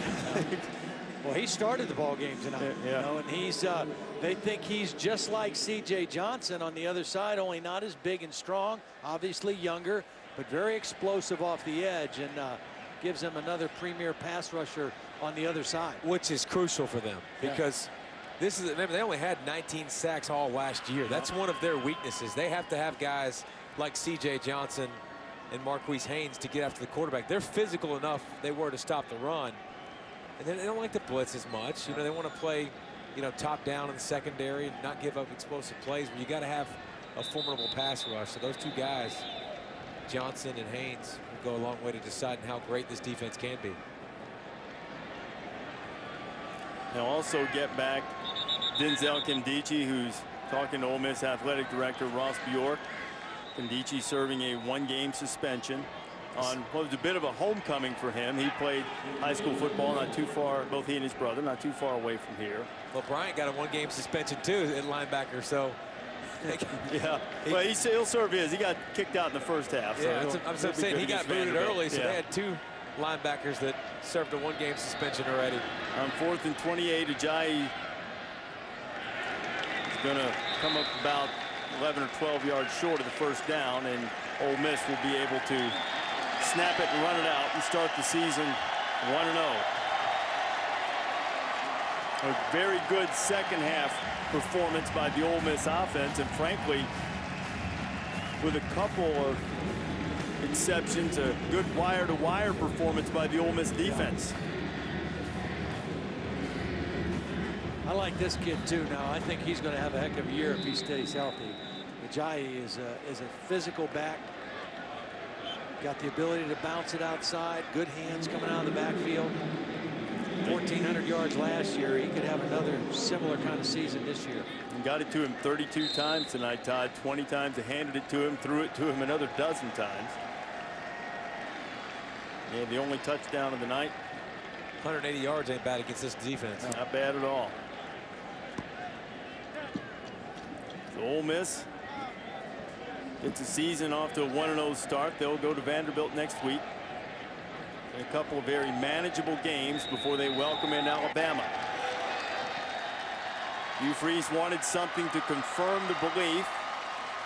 Admitted that losing this game could have been damaging to the psyche. He won't have to worry about that, as Ole Miss closed the deal in strong fashion in Brian Harsin's first game as the head coach at Boise State. Will result in a loss.